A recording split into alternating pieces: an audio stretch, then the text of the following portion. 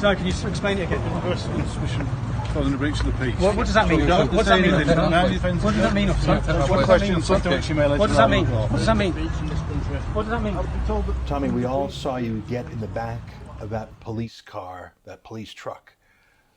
What happened after that? So, everyone saw visibly I was arrested for breach of the peace. What I find surprising is no one's ever mentioned breach of the peace. No one's ever mentioned the fact that's what I was arrested for. I was arrested for breach of the peace and I was driven to Leeds Ellen Road police station, so a 10-minute drive from the court. I got to the police station. Now, anyone who's been arrested knows the first thing they do is they take you to the front desk where you're booked in for your crime, you're asked if you want your solicitor, and then you're put in a cell to wait for your interview. This was different straight away. I wasn't booked into the police station. I was held in a side room at the police station for probably 40 minutes, which straight away I was thinking, the police station's not going to be busy. It's in the morning. And I was then taken, I got brought to the front desk and told I'm being moved to court. I'm being taken straight to court. Again, I asked for breach of the peace. They said no, for contempt of court. So then they took me in a police wagon in the back of the court, and I was taken to the courtroom. What actually transpires is that now, when people have to ask why this happened in this way, because if they'd have arrested me outside the court for contempt of court, and everyone would have known I'd been arrested for contempt of court, because my solicitor contacted the police station as soon as I'd been arrested. I said I want a solicitor. They spoke with my solicitor, and the police station told my solicitor, Alison Gurdon, that I was being released. I wasn't released. And then when I arrived at the court, I again asked for my legal multiple times. I said I want to speak with my solicitor. I was told I couldn't speak with my solicitor. Now, if my solicitor had known, if there wasn't a breach of the peace and I'd just been arrested for contempt of court, my solicitor would have known to send a representative to the court. But they refused me point blank. I was not allowed the opportunity to speak with my solicitor. So why did they tell your solicitor that you had been released if you had not been released? Did you ever walk free of the police station or the courthouse? No, I was transported straight from the police station in the van, straight into court, straight into a cell of court, and then refused the opportunity to speak with my lawyers, and brought up before the judge. I stood before the judge where he watched, I'd say, 7 minutes of the video. Remember, it was over an hour long. Right. He watched 7 minutes. I was then put back down in the cell. Still, I was asking for my solicitor. I was then a prepared lawyer that was at the court was then put before me, where I told him, again, I want to speak to my solicitor. So this was a public defender? A public defender, who I asked, again, can I speak to my solicitor? And I asked him, what is it I've said? What is it I've done? Yeah. I was not told. He just said contempt of court. I said, but what? It's still sitting here now. Bearing in mind, I'm going to face another trial in a few weeks. I've still not been told what I've said. In fact, this trial was supposed to happen today on the 4th of September. The reason it's been put back is because they still haven't told me what it is in that hour-long video that breaches contempt of court. Can I take you back to when you first met the judge and he watched 5 or 7 minutes of the video? Did he ask you any questions or say anything, or did you just sit there while he watched it? I sat there while I watched it. I made it clear that if there was a problem, I'd delete it. If there's a problem with it, I would delete it instantly if there was a problem. I think that lots of people have read so many things. I remember getting to prison and reading in reports that I pled guilty. I was never asked if I was guilty or not guilty. I was never asked. I was never told what crime I committed. So bearing in mind, I know this. I know what's happened in court.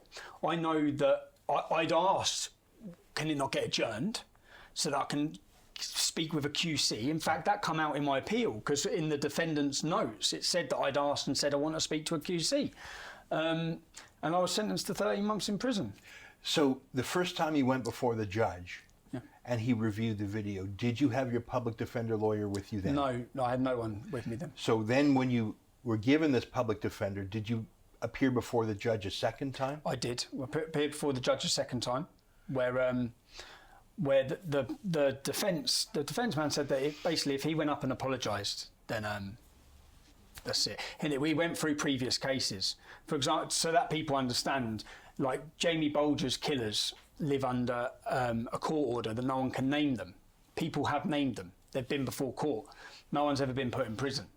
Rod Liddell, who's a reporter for the Sunday Times, he breached a reporting restriction on the Stephen Lawrence murder trial. He apparently nearly jeopardised the trial. He was given a fine. No one, if you go through the law, so as well, if you read the law on contempt of court, which was so disheartening for me, and so I'd been put in prison, I'm sat in prison, I'm reading all of these newspaper reports. Not one journalist, no one, fought to go and get the transcripts from that court, to go and find out what was said in that court. If anyone would have done that, they'd have instantly seen that I did not plead guilty, that I was not given a fair trial, that it was over in minutes. They'd have seen all of this. I thought you had pled guilty because I read that in so many newspapers. I assumed you did, either under bad advice or no advice. Did the judge ask you whether or not you admitted or to anything? Did he ask you any questions? No, he didn't ask me any questions, no. I did not open my mouth the whole time. Did the judge particularize anything you said or did wrong? Did he say you said this word or you did that thing? Nothing actually. What it comes out is that Section 4 is the reporting restriction. So the judge had put a reporting restriction on this case. Now, anyone, again, just go and read the law. It's what I did. I'd previously gone for days of training on contempt of court. I read the law. The law states that the judge has no power to put any reporting restriction on any information that's already in the public domain. Now, everything I said outside court that day was already in the public domain. I knew things, I still know things about that case, about results of that case. I still know lots of things that I've never mentioned because I was aware that you couldn't mention them. But the judge, and then when the judge sentenced me, so he sentenced me apparently for breaching the reporting restriction, but then in his words of what he sentenced me for, which come out in the High Court of Appeal, it was more to do with the fact that I was mentioning that they were Muslim. And so it seemed that, and he talked about the risk of me prejudicing the trial. Well, that's not the Section 4 that he sentenced me under. He sentenced me under basically breaching reporting restriction. And to all the people who I read all the things saying I risked the trial, I read all of this. The trial had finished. And bearing in mind, I would do nothing. I wouldn't do nothing that I thought could jeopardise these trials. It would go against everything I stand for and everything I want. The trial had finished. I stood outside court. I made sure that I didn't video any members of the jury, because I know you can't, any members of the public. I literally, the crime that I was sent to prison for was breaching a reporting restriction. And 2 weeks after I was sent to prison, obviously I'm reading everything, I read that the Scottish Telegraph newspaper breached 2 reporting restrictions weeks after I went to jail. Again, if we go to the laws, the law and the advisory to the government is that they should not send if anyone breaches a reporting restriction, it shouldn't even be the individual journalist who gets done, it should be the company they work for. And they strongly advise that all it should be is a fine. Now, as everyone's seen, I was sent to prison. Did your lawyer, the public defender who was assigned to you, did he indicate that he had any experience with contempt of court law? Was he familiar with your legal history? No, he just indicated that we don't want to upset the judge. Did he ask for a delay of a week or two? Did he ask for any time for you to prepare or for him to prepare? No. How long were you actually in the court for? 10 minutes. In fact, they were desperate to do it before lunch. Lunch would have been at 1 o'clock. They were desperate to do it before lunch, but I was still arguing the point with everybody that I wanted to speak to my solicitors. And so it went over lunch. If not, I'd have been sent to prison before lunch, before 1 o'clock. Then they broke for the hour lunch. So when they broke for the hour lunch, then I was again saying, I just wanted to speak to my solicitor. Did you ask the judge for a delay or for the ability to speak to your own lawyer? No, I didn't open my mouth. I didn't get a chance to speak. So, but you asked the police? I asked the police, I asked the court clerks, I asked the person who come. I pressed the button on my cell, which is all documented. Yeah. I pressed the button and come to my cell. I said, I need to speak to my solicitor. I need to speak to my solicitor, not a solicitor that's just been put in front of me by the state. Essentially, a solicitor that I trust, a solicitor that I know is going to work for my best interest. That's who I want to speak to. Did anyone else speak in your hearing? Did any court police? There was a picture circulating on the internet of some people looking down from a brick building. I don't know if that was the judge or court police or a clerk. So that was the judge and the police that arrested me. So that was the judge when I was outside court, which I wasn't aware of until I come out. That was the judge watching down, and then the police come down and arrested me. Did they say anything in court? No, nothing. And then the other thing is, if you read the law, again, I can't believe journalists have not done this. If you read the law specifically states that because contempt of court gives the judges, there's no laws like this in America and other countries. Contempt of court gives the judges so much power to themselves. They can arrest someone, try them, convict them and sentence them. There's no jury. So I'm not going to be found guilty by 12 members of the British public. I'm up before a judge who deems I've done wrong and a judge who deems what sentence he can give me. Now, because of the amount of power that gives a judge, then under the law, the contempt of court law, that judge, under no circumstances whatsoever, that's the wording of it, can put any restrictions or reporting restrictions on the public being told what has happened if he sentenced someone under contempt of court. And that's what happened, though. He instantly said that there'll be reporting restrictions. No one is allowed to know what's happened. Were there reporters in that courtroom? I understand there was someone from the Leeds local newspaper there. There was, yes. None of them commented. None of them made any comment. None of them said a word, which is why I was sent to prison. And then I started reading that because of some of these newspapers then challenged that reporting restriction a week later.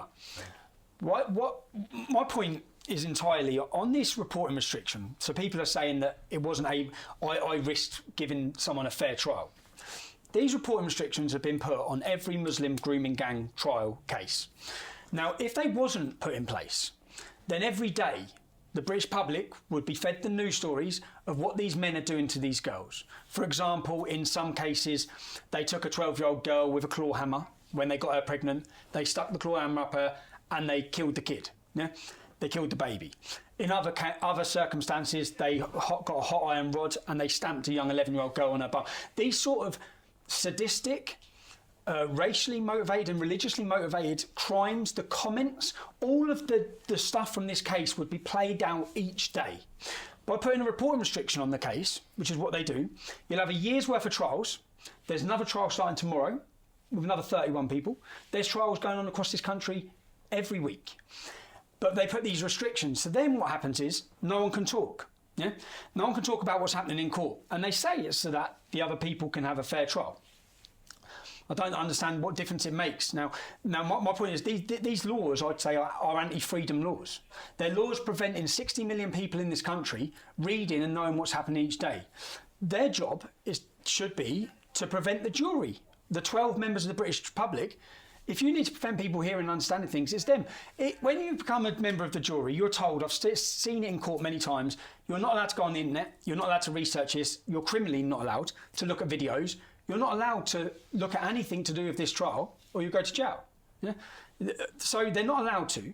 So why are these conditions put on that then prevent daily news stories where we'd be hearing the stories? Basically, they'll lift the reporting restriction at the end of the trial and you'll get one day's news.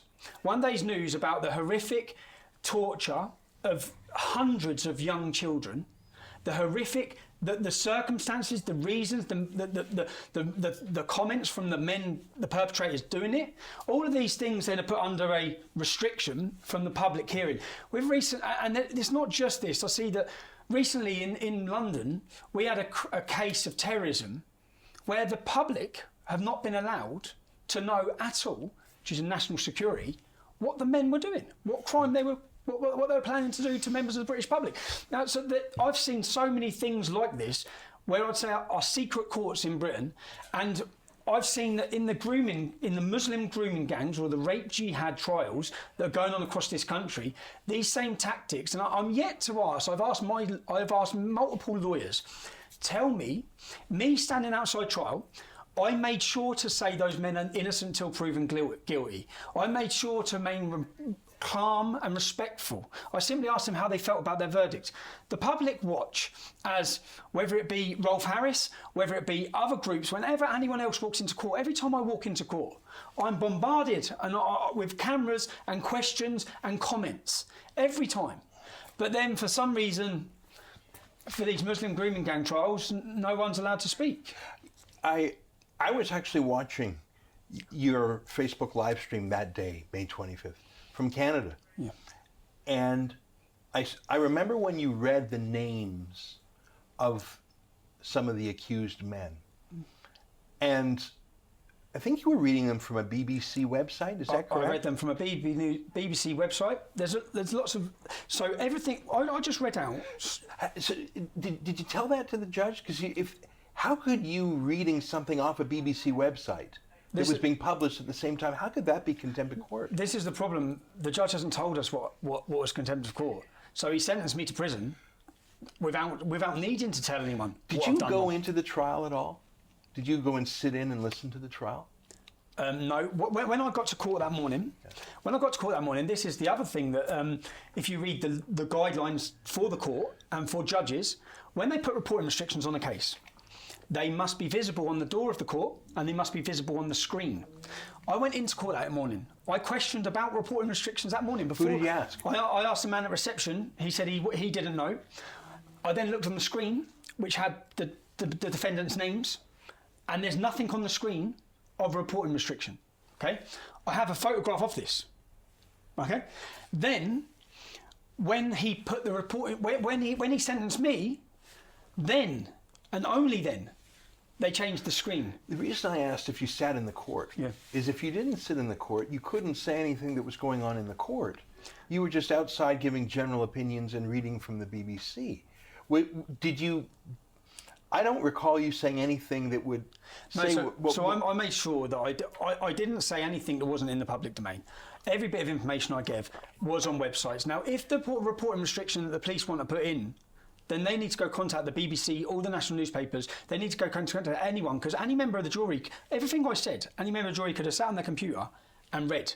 But the judge has no power to put reporting restrictions on any information. That's the law, which again, I had all these experts and these secret barristers and these journalists and politicians and all of them sending out a generic response that I pleaded guilty. That's why I'm in prison. And I deserve to, because I risked prejudice in a trial that had already finished. The jurors were there to give their verdict, hand in to give the result of their verdict. I've seen Mohan Singh, a friend of yours, did a video in front of that same courthouse on another day saying very similar things. He read the names also. I've seen other British media have a flurry of interest in court cases, really not much different than yours on that day. Did the judge refer to any precedent? Did he say anything about you and your history?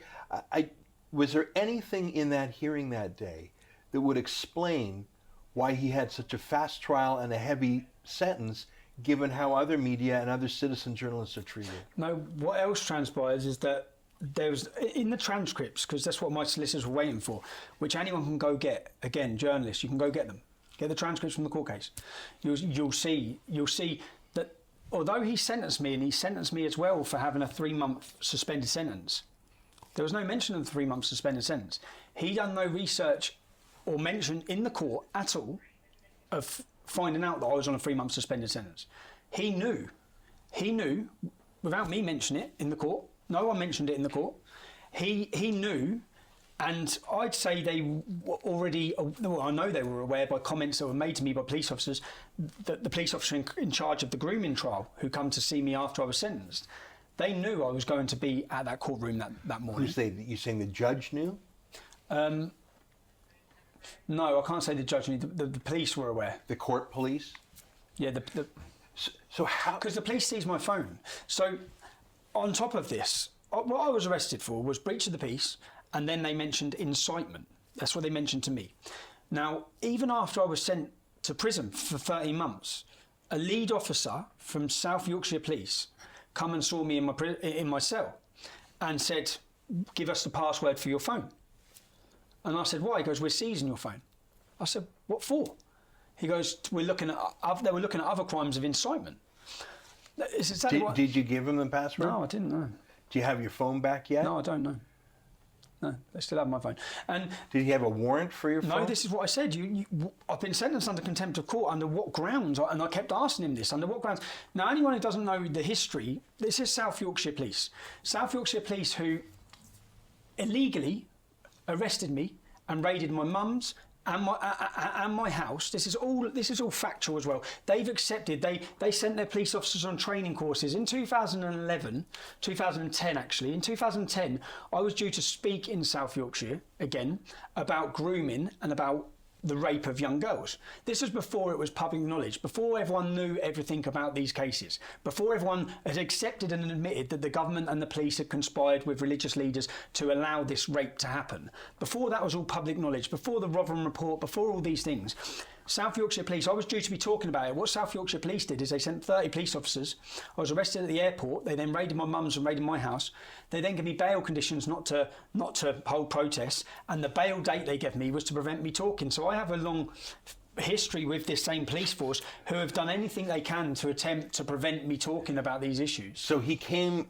and he came right to your cell, did he? They took me out of my cell to see this police officer. Were you required to meet him, or did you just... No. No, they said... And they took me into him, and he was the lead police officer. How long was that meeting? 5 minutes. Yeah. I just said, I'm on my way to prison. Yeah. Like, what do you want from me? Let me get back to something you said earlier about... you mentioned that a year ago, I remember when you were with the Rebel, there was a contempt of court case in Canterbury, and there was a 3-month suspended sentence there. Yeah. I just want to clarify, are you saying that was never mentioned in the Leeds court? No, never mentioned. But so basically, when I spoke to my lawyers, when I spoke to my solicitors, they said on the transcripts there's no mention of your 3-month contempt. So how's he sentenced you on a 3-month contempt if there's no mention of it? Sounds like maybe there was some information, some reviewing of information that wasn't said in court, outside of court, which it shouldn't have been. I wasn't aware it shouldn't have been, but from what I understand, it shouldn't have been. Whilst we're on the Canterbury court case, because I see so many people saying it's the second time he done it, he's not learned his lesson. For my previous contempt of court, there was a young girl who was lost, and she went into a kebab shop and she asked for directions. She was a child. She was taken to a flat upstairs by 5 men and raped in every hole she has. Okay? Now, they found their DNA. So these men, one of the men fled to Afghanistan, I believe that's where he's from, or Italy, but he was from Afghanistan. They found their DNA. So all 5 men's DNA were at the scene, on the victim, everywhere. Okay? Because when she came out, she was distraught. These men were given bail. Now, I was informed of this. I went down to their takeaway. It was called 777. Yeah, this takeaway, this kebab shop where they raped the victim. I then went. They just changed the name, and then I heard that they're still running this shop. So I went and looked at the shop. They locked the doors. They shut the doors. They were still running the shop. I checked the ownership name on the system to see who owns the new company name. It's the same man, the man who's up for raping a child. I then went and spoke with the business over the road, and I spoke to customers of the business over the road saying, have you seen any young girls in that shop? And they said, yes, there were some young schoolgirls in there yesterday. Or school-age children in there yesterday. So in my eyes, okay, and in fact in the whole British public's eyes, these men should never have been given bail. Yeah, they should. So I know that the judge will not like me for saying this, but the judge left the British public and our daughters and our sisters for too long, and they've been at risk, left them at risk again. These men were on bail. These men are all now serving 20 years in prison for the rape, but at the time they weren't. These men were freely still mixing with young children. Their business was still running. They were still using the same premises. And I went down there because I wanted to make a video, which I said at the time, that I want the public and I want everyone in that area to know who these men are and what they're alleged to have done. Now, at that time, I wasn't sure of all the laws of contempt of court. And I went there from my straight from my full heart that I was angry, I was frustrated, and I couldn't believe what I saw. I saw that these men were still running the business. If there was a chance that they were going to get not guilty, for example, if they didn't have all of their DNA on the young child, right, but they did have their DNA. So in my mind, I've been remanded. People who will be sitting watching this who get remanded into prison, they don't get bail. Why have these men been given bail? And in fact, it's been proven that they were all guilty at the time. But the judge took me before. As soon as I went outside the court, the judge let them use the back exit because she didn't want me. She didn't want them to be at risk from me. The 5 men who have gang raped a child would be at risk from me putting a camera in their face. This was the Canterbury. This was at Canterbury. This was when I was working. Yeah. This is when I was working with you, Ezra. Yeah. And then the police raided my house the next morning at 4:30 in the morning, and I was judged before I was put before the judge. And the only reason I can see is that she knows that she failed in her duty to protect the British public. She failed by giving them bail, so she took me before her court and she sentenced me. And even when I watch that video now, there were things that I said wrong on that video. But I remember that when you were with the Rebel, we had a session at a senior law firm. Afterwards, yeah. Kingsley Napley, and we brought in a lot of lawyers and we went over contempt of court and other things that you as a citizen journalist should be careful of. And so when I watched you in Leeds, I was nervous. I'll admit it, I was nervous, but I thought, okay, he's careful. He's not stepping on the court premises. He's careful. He's saying accused rapist or alleged rapist. He's not saying they're guilty. In the training day we spent, in the training days we spent to understand contempt of court, which I didn't understand, is you're not allowed to stand on court. I didn't understand at Canterbury. You're not allowed to stand on the court property. And so you didn't. That's contempt of court. You didn't in Leeds. I didn't in Leeds. I actually asked the police officer, where's the land lie, and he agreed. So I didn't in Leeds. I also. Every time you speak of an offence, you have to speak of an alleged offence. Yeah. No matter how much evidence there is, I knew those men were guilty as soon as I knew they did, but you have to say alleged offence. And you checked that box too. I thought you've been very careful. I was very careful. So So you still don't know what they put you away for because the judge never said. No, the judge. To this day, that you don't know what you've said wrong. No, I have no idea. I have no idea. I'm about to stand a trial again in a number of weeks. Still today, we have not been told what it is. So I expect they'll throw it on us a week before, maybe. They'll throw, here's what we're saying, breached the reporting restriction. And bearing in mind, anyone can research this. Go look up Rod Liddell's case. He breached the Stephen Lawrence murder trial. The murder trial nearly collapsed. The Spectator run the story. Now, because they deleted it quickly, okay, and because they removed it quickly, he was given a few £1,000 fine. But bearing in mind that this is what their advice is. Their advice is that they don't seem, I always say this word wrong, draconian, so that the government don't come across as draconian. They shouldn't be imprisoning journalists. I've even seen right now there's a massive contempt of law has been going for 70 years. Never ever has any journalist ever been put in prison. It was shocking. I want to ask you one last thing about that court hearing, because you say it was 7 minutes. That's incredible to me, given that your video itself was more than an hour. I didn't even review the evidence. Hadn't watched the video. It would have been impossible.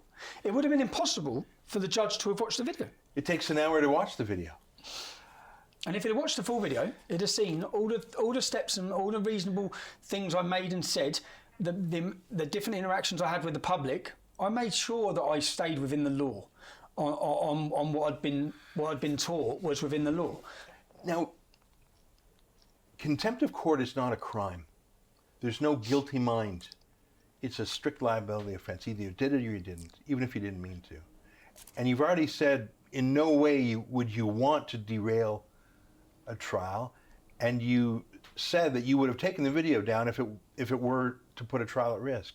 So there's clearly no guilty mind. You obviously did not mean to disrupt the trial. Am I right? Of course. Well, my understand is that basically, so reporting restrictions can be put on, and there's no way of anyone knowing what reporting restrictions are on. And the government were advised in 2014, again, anyone who reads up on this can find this, they were advised that they must have a national website. And that national website must inform journalists so that for example, I know there's a case starting tomorrow. Yeah, it's at Kirklees Magistrates Court. It's 31 men are going to appear for the first time. 31 Muslim men are going to appear for the first time for another huge gang rape, again in the same city as the previous 30 that I was reporting on, in that same city. Now, there's no website, there's no way of checking whether there's restrictions. There's no way of knowing. Yeah.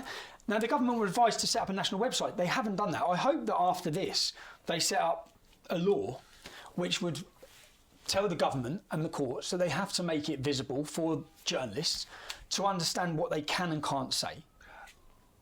When you were convicted, did the judge in any way indicate the difference between being a criminal convict, someone guilty of, someone with a guilty mind who broke the law willingly, versus civil contempt?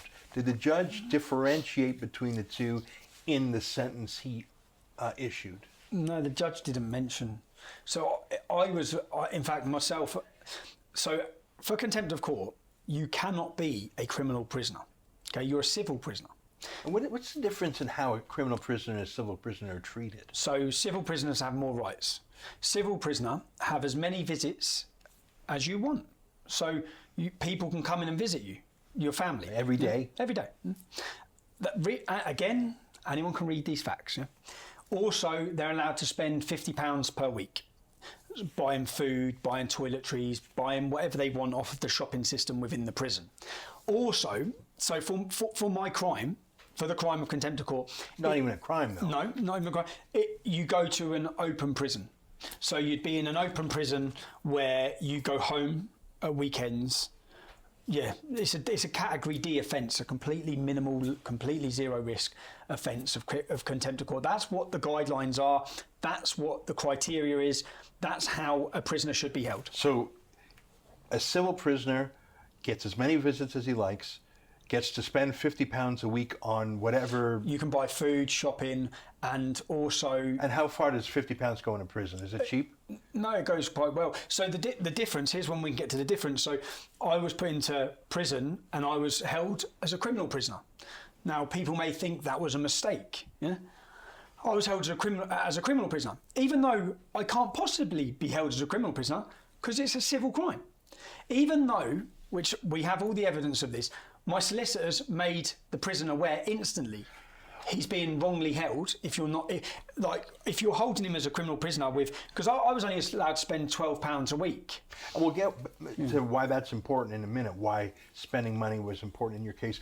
But why don't we pick up from when the judge issued the sentence, 13 months. Were you shocked?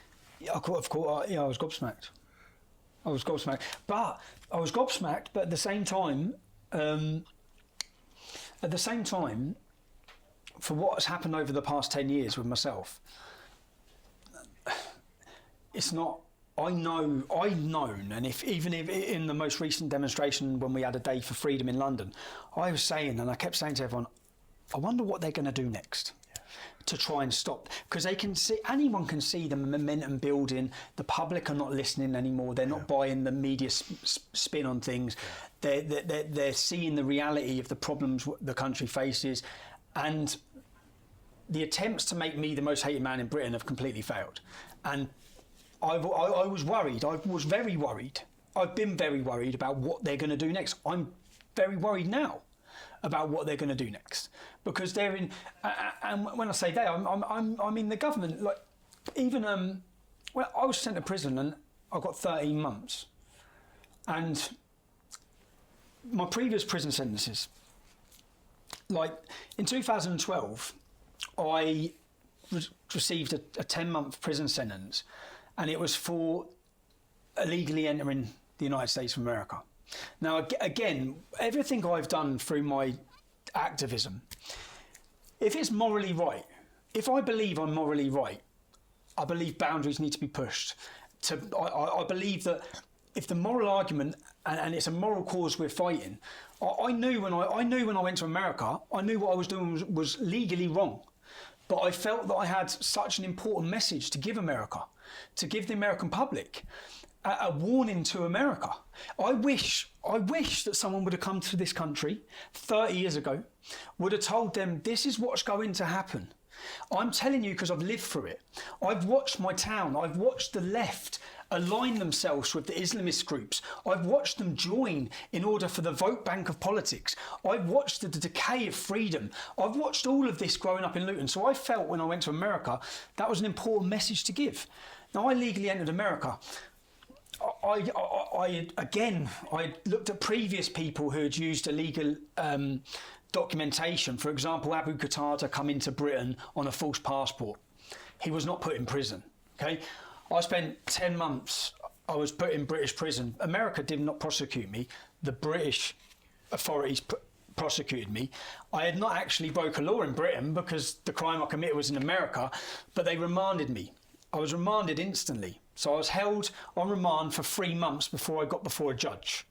And I was put on solitary confinement. I spent, I think, 22 weeks on solitary confinement. The legalities around that. Anything over 28 days is detrimental to your mental health to be isolated on your own.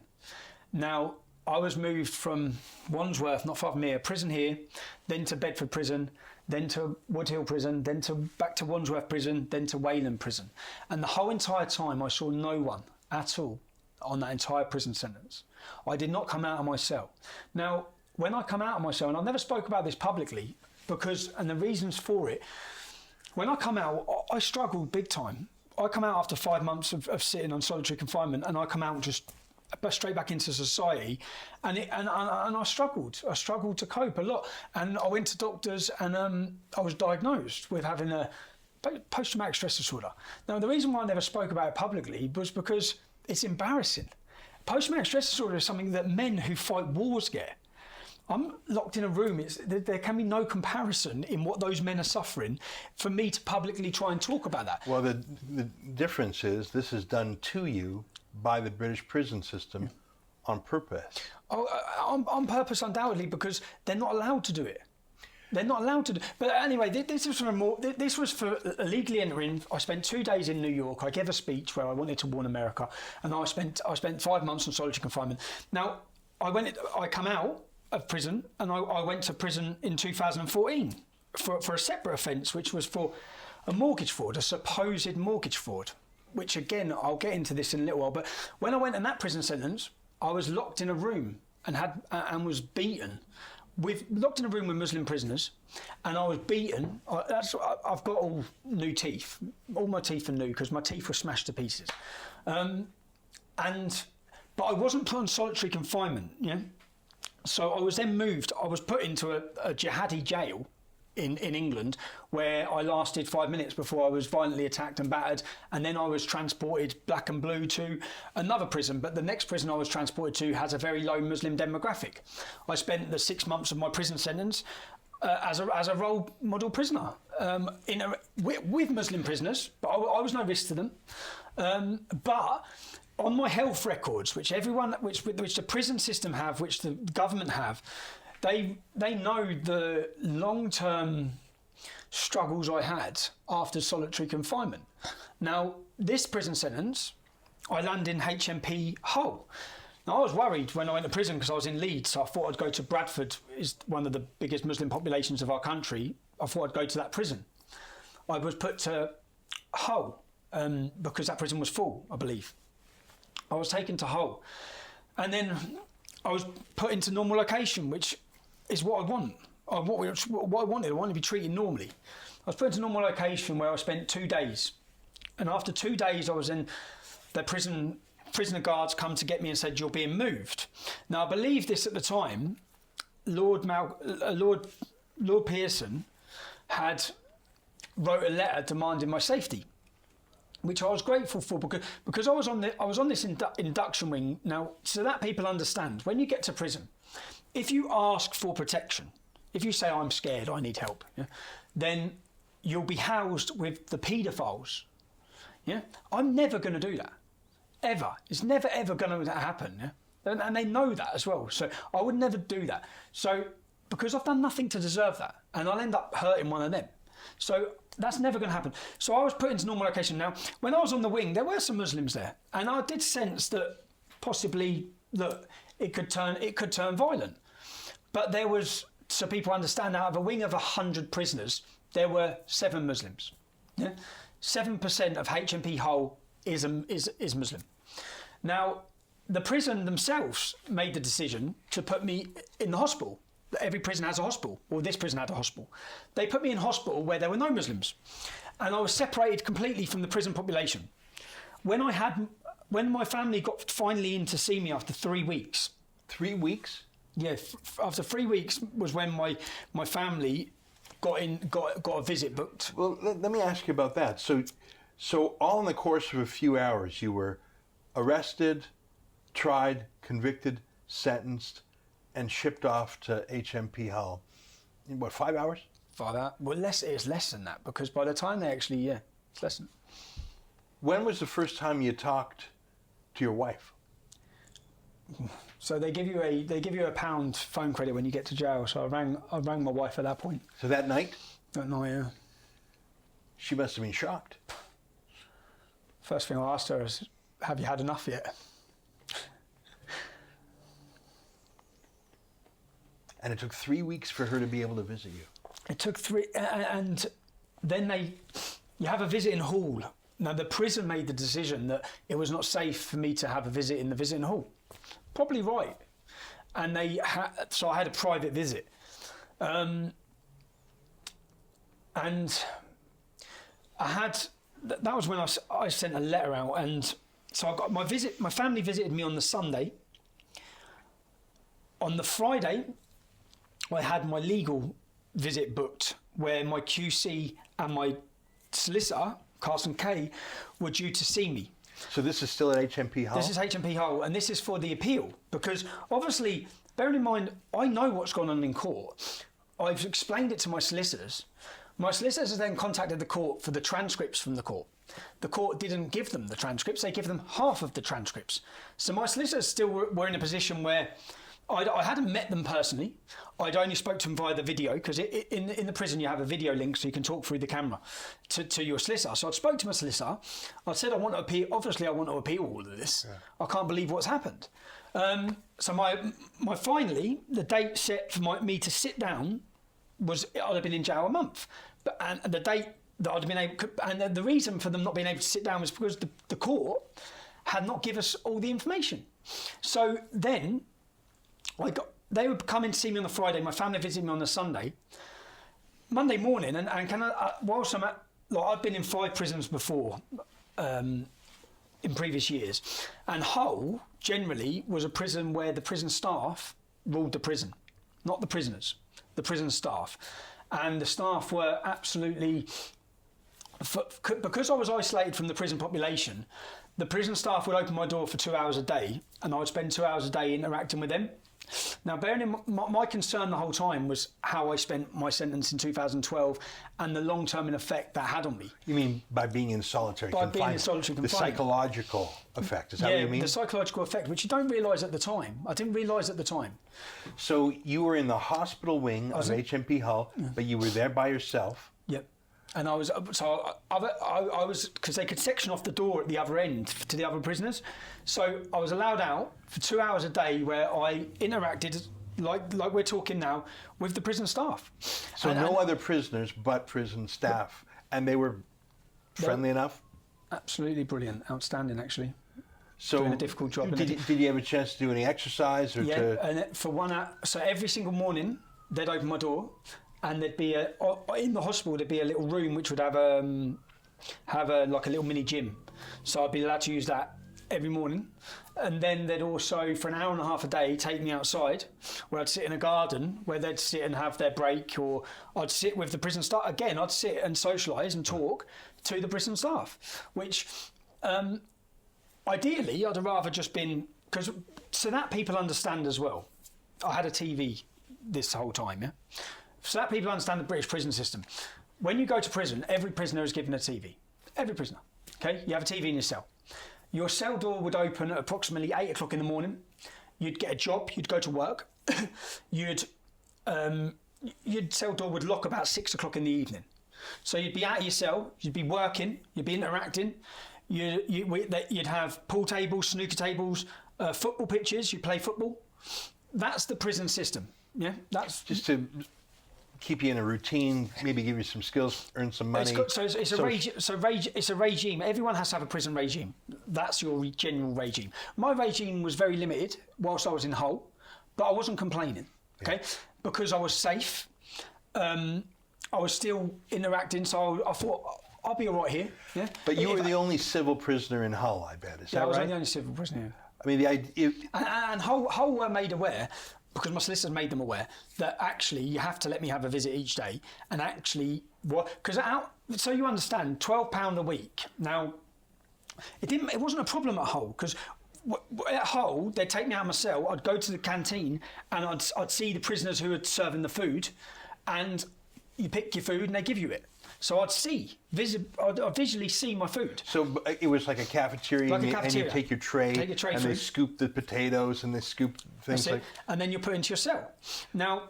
So you would eat as much as you felt like, and you would see the food right before your eyes. Yeah, fine. Yeah, I'd see the food, so I knew nothing could be done to that food, and I didn't have that worry. And then, and out of my £12 a week, actually, whilst I was in Hull, I'd spend £12 on the phone, so I could keep in contact with my family, so I could speak to my wife, my children. And the reason we're talking about food and interaction with other prisoners and safety and money is because HMP Hull, which you say was passable, you were suddenly and without explanation moved. Is that correct? So, as I say, my family saw me on the Sunday. Yeah.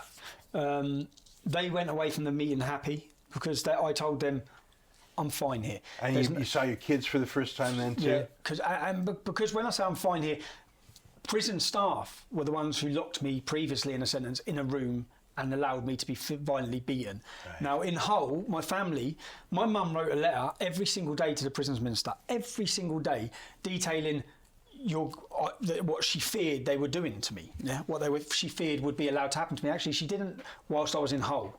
When I got to Onley, but when I saw my family, I made them aware that, look, I'm fine. Yeah, I made sure the word went out that I'm okay in Hull. Yeah, I'm fine here. I've got 6 months to serve in prison. So it was a 13-month sentence, but you thought you'd be out in 6? I thought I'd do 6.5 months to serve, and I relatively thought, look, I'm going to have my appeal process. I'm seeing my QC on Friday. Hull at the minute, everything. No one knew I was in Hull really. Like the others, no one saw me. In fact, no one saw me. I was not visible. When I went and sat in the garden, no prisoners could see the garden. I didn't see other prisoners really. So it was when I had my visit, it was on the unit, the hospital unit. Now. My QC is due to see me and my solicitor on the Friday, and on the Monday, the day after my visit, they just come in at first thing in the morning and said, "Get your stuff packed, you're going." Did they say where you're going to? No, they wouldn't tell me. So it was a big secret where they said, "We're not allowed to say." And then all the staff who had been holding me on the unit were all as surprised as me, because they were like, they thought, to have you in this prison and to have you safe and to have it calm and to have no problems. That's a huge success. Massive success for the prison system. If the goal is the rule of law. Well, the goal wasn't that. Safety. Yeah. The goal wasn't that, which we've established. So everything was going, obviously no complaint. I mean, you didn't interact with anyone, you were just... I didn't put in a prison complaint. I actually asked people publicly to stay away from the prison, to not protest the prison, that I was being held in fair conditions. So everything was fine. I mean, because obviously the prisoner put in the position, the prison's governor is as well, which he made the decision to put me on the hospital wing, and that's because he has a duty of care for my safety. That's probably a good decision, is what you're saying. Yeah, I'd say, yeah. I'd say, going by my previous prison sentences, where I basically fought my way through them in different prisons. Yeah. Look, he done what he thought. He done what would limit violence against me.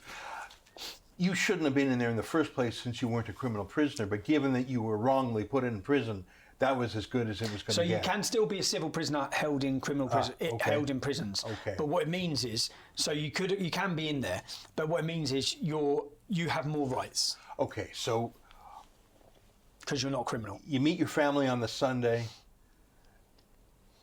in 5 days, you're about to meet your lawyers for the first time. To go through our appeal to get me out. But instead, the day after you meet your family, you're told you're moved. And just so you know, so my appointment's booked. I've been given the appointment slip. So the prisoner are aware that my QC and my defence lawyer are coming to see me on the Friday. It's all booked in. I previously spoke to them 3 times via a video in the prison. Yeah. I'm then moved to HMP Onley. And anyone ever explained to you why? No. Still, in fact, when I got to Onley, we'll go through what happened. When I got to Onley, and I'm asking the head governor of the prison, why have you took me here? He said, it's above my pay grade. That's all the answers I got. It's above my pay grade. Do you believe him? I believe that, yeah, I believe that... It wouldn't have been his decision. It's not his decision, no, it's come from above them. So I've been moved to Onley, and the prison staff who dropped me there, they took me in a taxi. So the prison staff who took me in a taxi, so they put you in a taxi, handcuffed to either one, and they sit. And the prison staff that are taking me there, I'm saying, like, look, I know Onley Prison. Onley Prison is a London catchment. So everyone who goes to jail from London, we know the demographic of London. Everyone who goes to jail from London, London has the biggest Muslim population of this country. Yeah? Everyone who goes to prison from London, Onley's one of those catchment prisons. So I didn't know the demographic facts at the time, but I knew it would be heavily populated with a Muslim population. Yeah. So I kept asking again, what's been sorted? Has something been sorted? And they said, it would have had to have been. There's no way our governor could have agreed with that governor. Yeah, that wouldn't be for them to decide. No, they would have had to sort something out. And this wouldn't have been for the judge back in Leeds to decide. He wouldn't... I was out of his hands and he sent you to prison. This would be a decision made by the prison authority. Prison authority and the head of the prison authority, which are politicians. Yeah. Essentially. So basically, and bearing in mind, we all know now what fuss had gone on outside of prison in the first 3 weeks of my prison sentence. You're talking about the Save Tommy. Huge demonstrations, a Free Tommy campaign. So this was punishing you, or it looks like, at least, to punish you because there was grassroots support? Well, that's how it looks. Yeah, it looks like they weren't happy with the fact that I would have been able to serve a fairly normal prison sentence. So I was taken from one of the lowest Muslim population prisons in the UK, and I was put in HMP Onley. Onley has the highest Muslim population of any CCAT prison in the UK. Okay, so you arrived by taxi. Now, you told us that at Hull, you were in the hospital wing, no one even saw you. Yep. Your only interactions were with the staff. Your cell door was open a few hours a day, exercise, garden, phone calls. Tell me what it was like going from Hull to Onley. So I'm booked in. I get to reception of Onley, where you're assessed, where you have a talk. I asked them, I guess you know who I am. They said, yes, we do. I said, okay. So what's been sorted? Has anything been sorted? Where am I going in this prison? And he goes, you're going on to the induction wing. I said, okay. I was surprised. I said, okay. And then they sent the governor come in. This was the number 1 governor. That's what we would call a warden in North America. The person in charge. Yeah. Person in charge come in. I made them aware of my concerns at what I thought the prison system were doing. And tell me what those concerns are. My concerns were that I think they've intentionally taken me from a place of safety, and they're now going to have me killed. And what did he say? He said, you're under the name Yaxley Lennon, not Tommy Robinson, you'll be fine. Oh my God. Yeah, that's actually what I'm dealing with. Like no one will know who I am. And oh my God! Now, did he say it with a straight face? Or no, was he said it with a straight face. And so, but then it's like, then he said, obviously you're aware. And I said, I know the size of the Muslim population in this prison. And he kept saying like his robot programmed spiel of, we are a prison with a large diverse population. Oh my God. I said, no, you're a prison with a large Muslim population, and it's not diverse, in fact. You've got a large Muslim population, and the diversity of the prison is not my problem. Okay, I don't care if the prison was 100% black and you put me in there. Yeah, my problem is that you have a large Muslim population, and statistics and facts show that a certain percentage of those people outside of prison, if we look at outside of prison, 30% of British Muslims believe that violence is acceptable to someone who's insulted the Prophet Muhammad. 30%. You go in the prison system, the violent radicalised prison system with violent offenders, that's going to rise. So I'm in a bit. So I said. So then he said, well, what you need to do is you need to self-isolate. Yeah. So I've then said, well, I'm not going to self-isolate. Now, what he wants me to do is willingly isolate myself. So when they put me on the wing, willingly keep my door locked and say that I want to self-isolate. I willingly want to be isolated. I'm not going to do that because I know what 6 months of being isolated is going to do to me. Yeah, I'd rather. And then he said his comments are, "You'll be in danger though if you go out of your cell." Because I said I'm not going to self-isolate, and he said you'll be in danger. I said I'm in danger every time I walk out my front door. I still walk out of it. Now, I'm going to I'm going to walk straight out of that door, and whatever, and I'm going to defend myself in any situation. At which point he said, "Well, I'm going to put you down the block then." I said, "Can I?" And I asked again, "What risk assessment did you do before you brought me from the lowest Muslim population prison to the highest? Yeah. And why have you done this?" Yeah. Then I'm taken straight down to the block, where again, so people are aware, I didn't ask for isolation. I've not asked to be segregated. I was happy for them to open my door. Okay, not happy in the sense that I probably would have been killed. In fact, every member of the staff at the prison told me from that point on, "You'd have got murdered, man.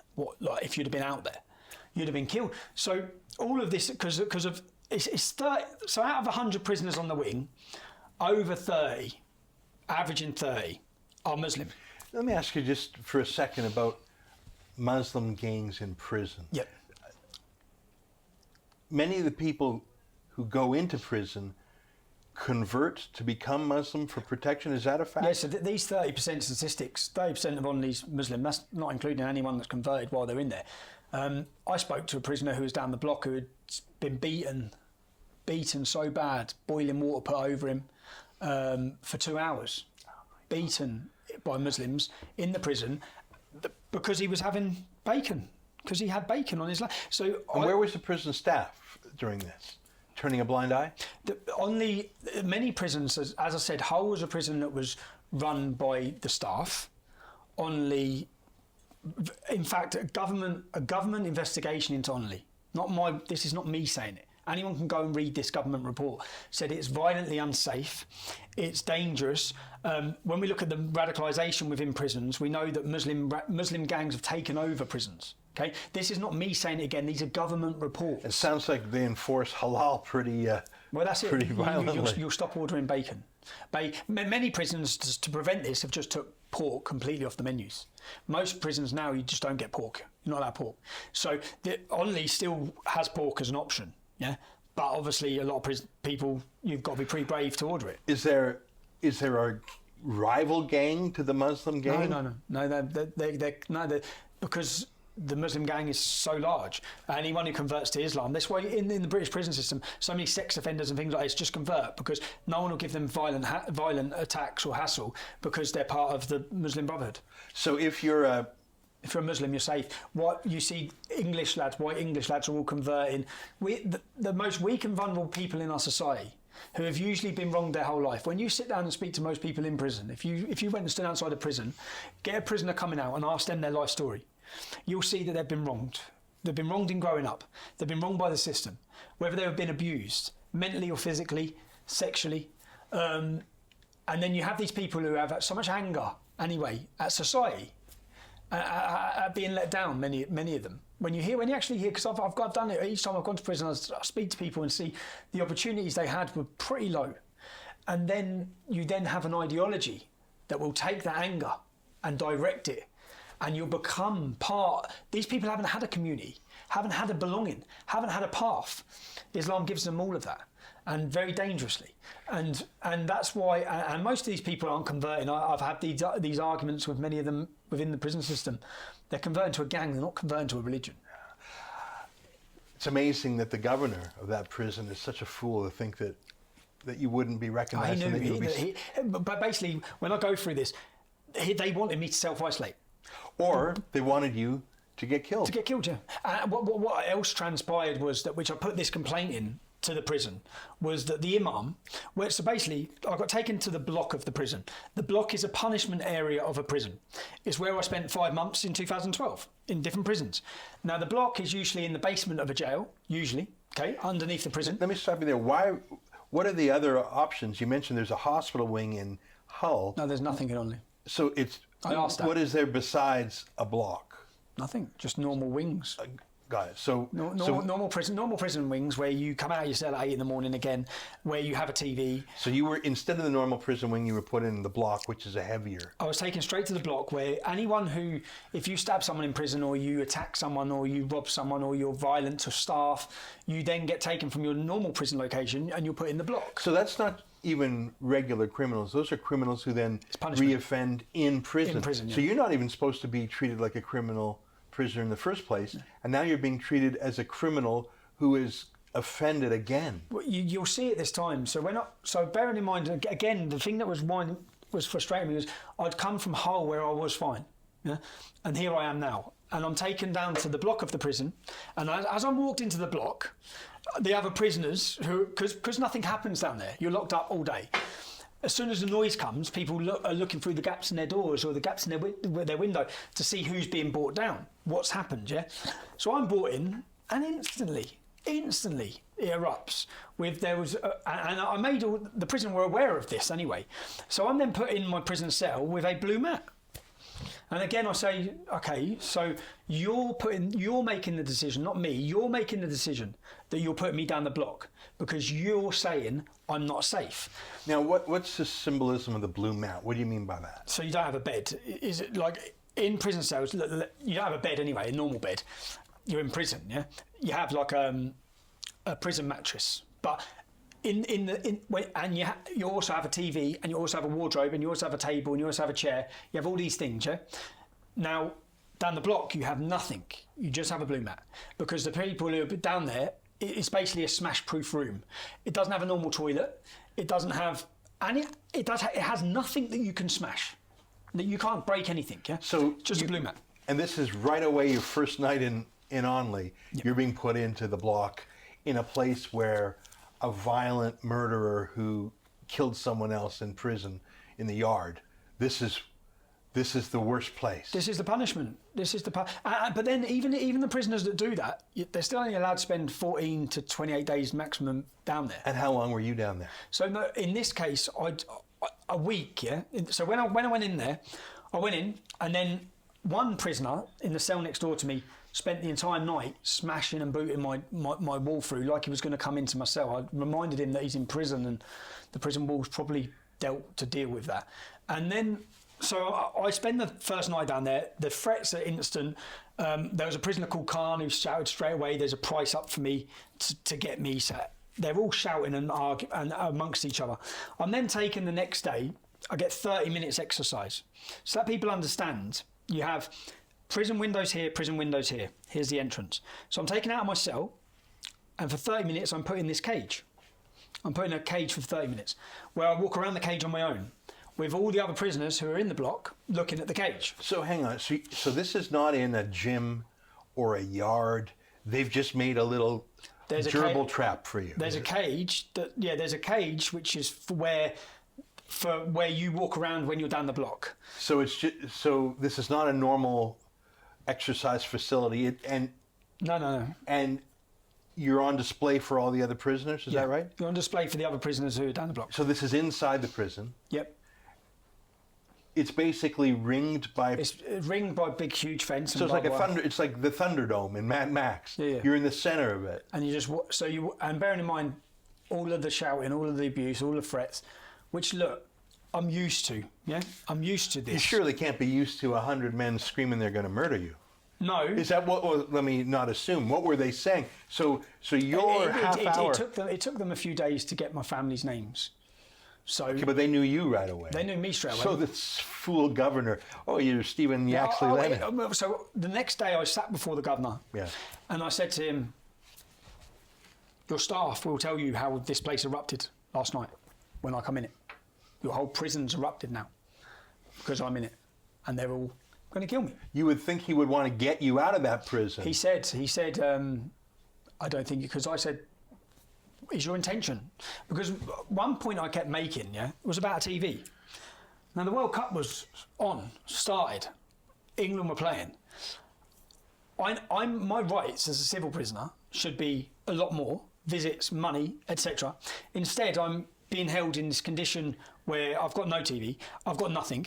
For 30 minutes a day, I'm put out and paraded around all of the other Muslim prisoners that are in there. So the 30 minutes isn't even a relief, it's 30 minutes of abuse. Well, on that first day, which again, I've sent you this form, I reacted and I say Islam is a cancer and I got arrested for it. Hang on a second. You got arrested for criticizing the religion of Islam. I said Islam is a cancer. Well, I actually said Islam is a cancer and I am the cure. But I said that in... I've waited. Is that a crime? What were you arrested for? No, I was arrested for religious and racial hatred. Now, I want to ask... again, I've got this arrest form. But let me stop you there. You said the very first night you're in there, your neighbor's for the whole night, he's smash he's through. Going to kill me. A guy named Khan is saying there's a price on your head. Were they arrested? No one was arrested. When you go into the cage and for a half hour of being screamed at, tell me some of the things they said to you. Everything you can think of. Well, I want to hear it. Just that I'll be killed, that I'll be murdered, that my family will be murdered. Just comments about my wife, comments about my family, about my daughters. Any arrests? No arrests, no. Were they locked down? Were they shut down? No, when I got before the governor the next morning, so when I was called in to see the governor, I said, one man spent 6 hours the whole night last night. And again, my stress with it was that I was fine in Hull. You've now purposely taken me to a prison where they can then use the threat against me to put me on solitary confinement and surrounded by people who want to do me harm. So your comment about Islam being a cancer, not the most polite thing to say, but I would imagine it's a gentle reaction compared to the death threats. Very calm reaction. And so that's what it was? It was a reaction to them screaming at you? It was a reaction to just... So who called the guard on you? Was it... A prison governor heard. So basically, I get this, which you can include this arrest form on the video. I'll give you the arrest form. It says, at this hours, and it gives the hours, I heard Yaxley Lennon shout, Islam is a cancer and I am the cure. So the governor himself heard that? One of the prison staff. We call them all governor. So the prison staff heard everything before that and was fine with that. This really is which was the point. So I thought, okay, so now, if I don't want to face further arrest, I just have to remain silent whilst all of this is going on every day. What happened after? I mean, you're in prison already. What are they going to do? They give you extra days and things like that. So I asked the governor. So when I went before the governor, I said I want to speak to a solicitor about this. Yeah. And I asked the governor, are there blasphemy laws in this prison?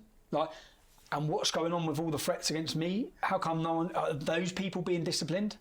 And I never heard another word after this. Did he answer those questions? No, he said, you've asked for your solicitor, this will now be adjourned. So it's like a little mini court hearing. Yeah. They adjourned it. I then spent a week where, after the first day, it was a Muslim who was bringing me my food. So this is where it changes. Yeah, you talked about in Hull, you would go cafeteria and you'd say, give me some of that and give me some of that. And you could see the food was the same all the other prisoners had. And tell me what it was like in Onley. Well, I'm not allowed out of my cell. So my food would be brought to me on a tray with my name on top of it. There's your food. And it would be prepared by Muslim prisoners. A prisoner from the normal location would come down to the block to do the food. It was a black lad who was a Muslim.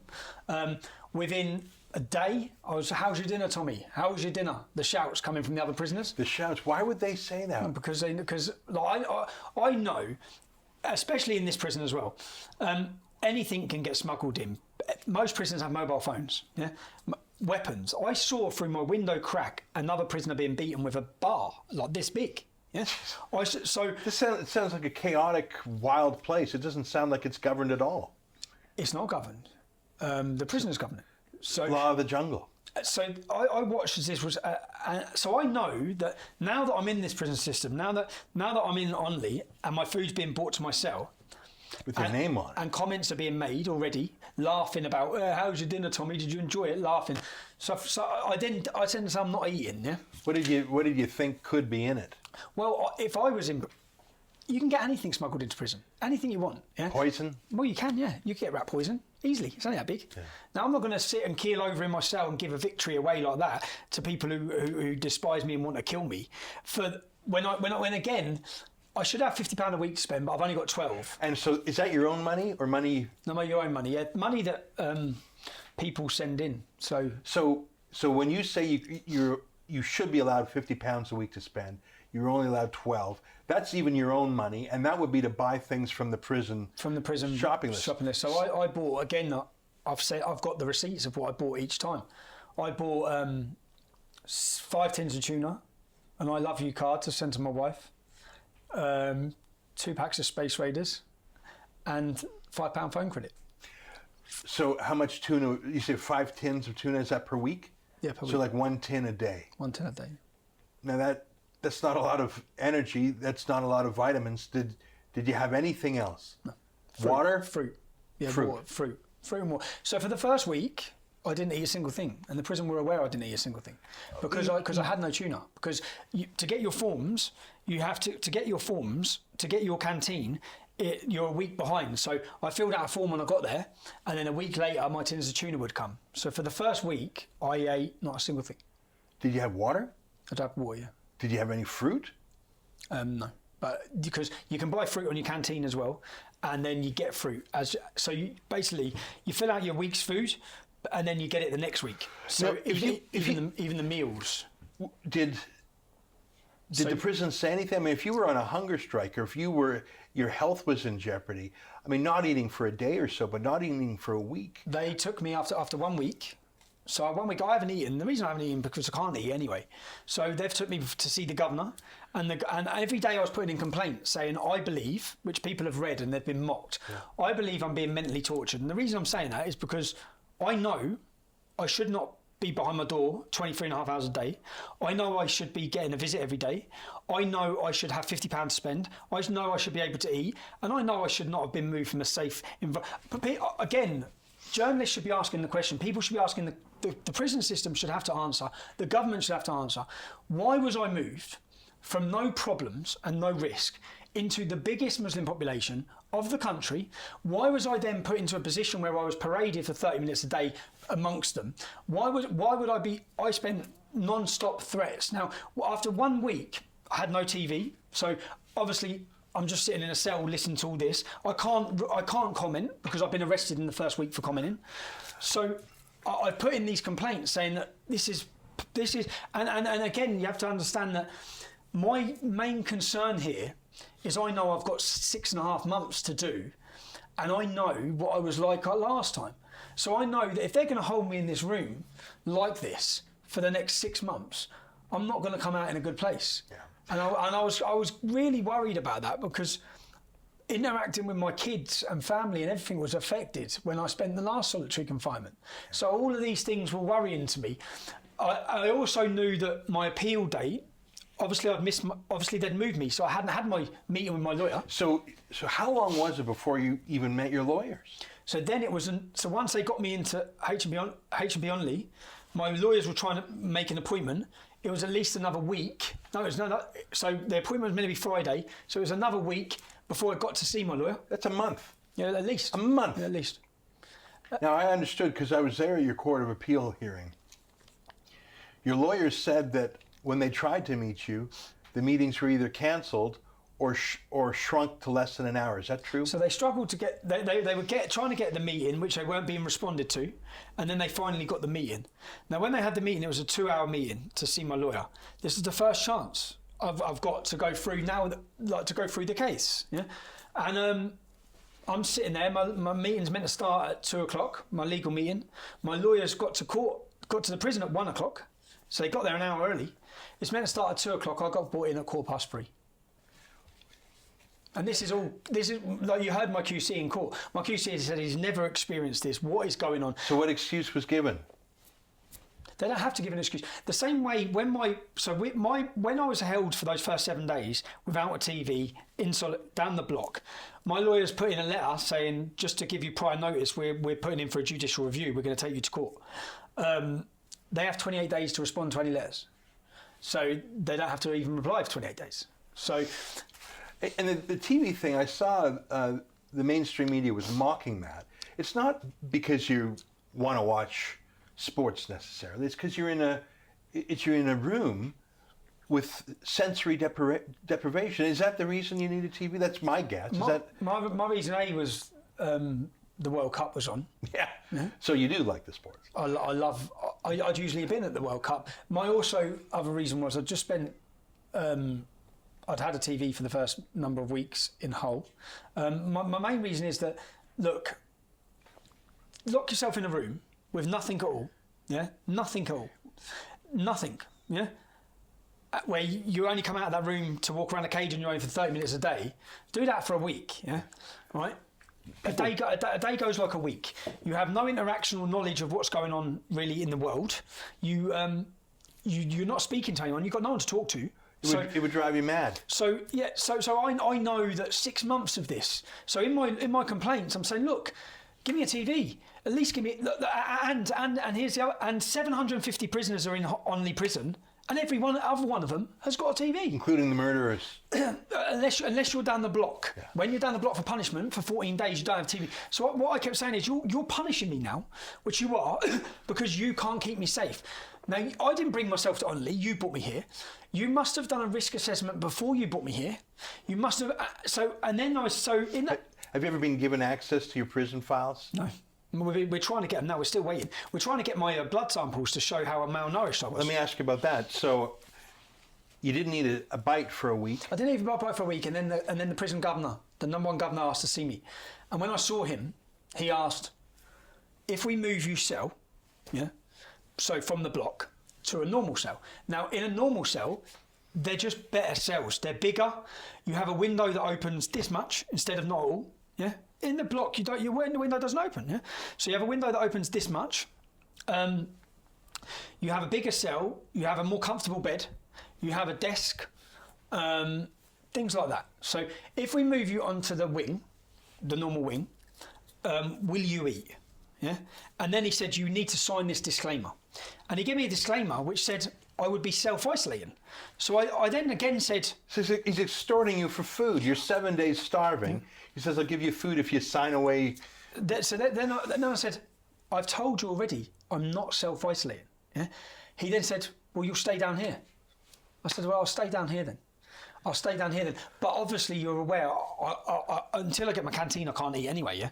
At which point then he changed the disclaimer and he rewrote it where it basically said we will move you to another cell, but you will not be able to integrate with any other prisoners due to the stability of the prison. You will not be allowed to work. Now, this is where it gets quite key. When we're on about £12 a week, what I can spend to have enough to eat, if you can work in prison like everyone works, because everyone gets a job, you can spend another £12 a week, right? And then you can get enhanced, where you have good behaviour and the prisoners see you behave well, you then become enhanced where you can spend another £12 a week.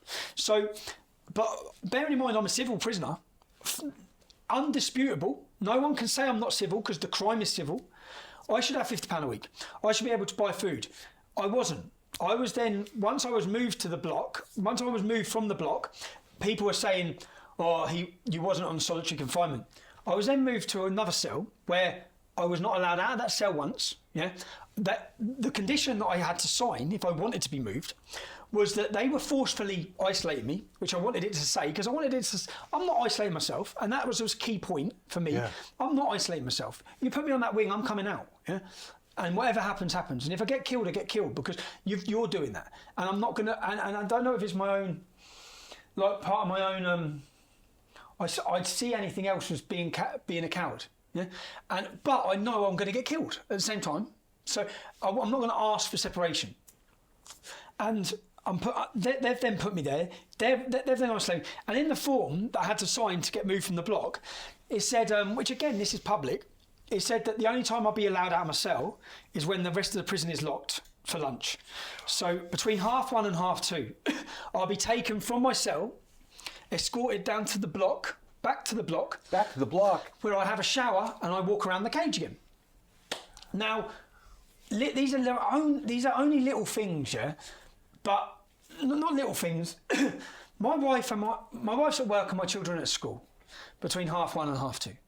So essentially, I can't speak to much kids now. Now, what's frustrating is all around the prison, all you ever see and read about is mental health, and keeping prisoners in contact with their family, which is super important if you don't want them to reoffend.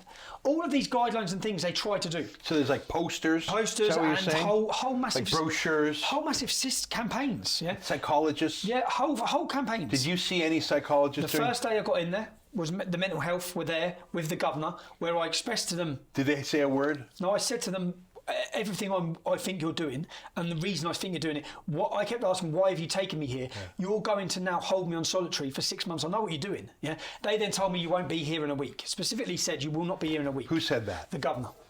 He said you will not be in Onley for a week? You won't be in Onley in a week's time. So then I think, okay, I'm getting moved. I never got moved.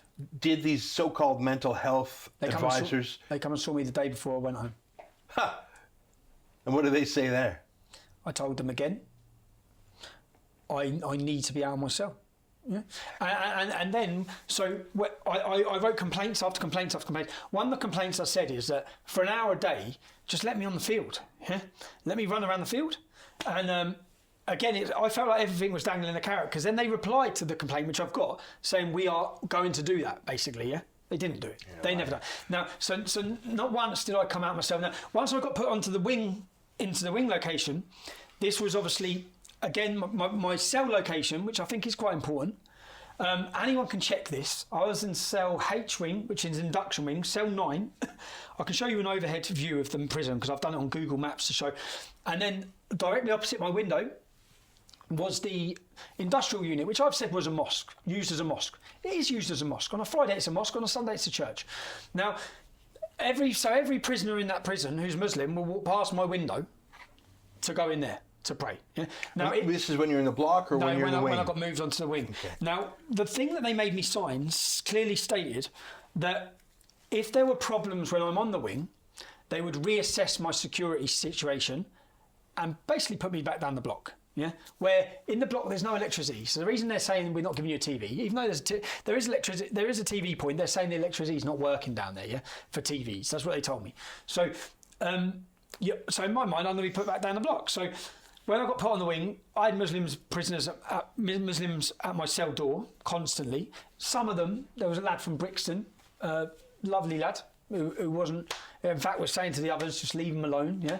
But the majority of the time, it was just threats after threats after threats. At my window... Did anyone stop them, ever, from coming to your door to issue threats? No. Never? No, one of them was moved.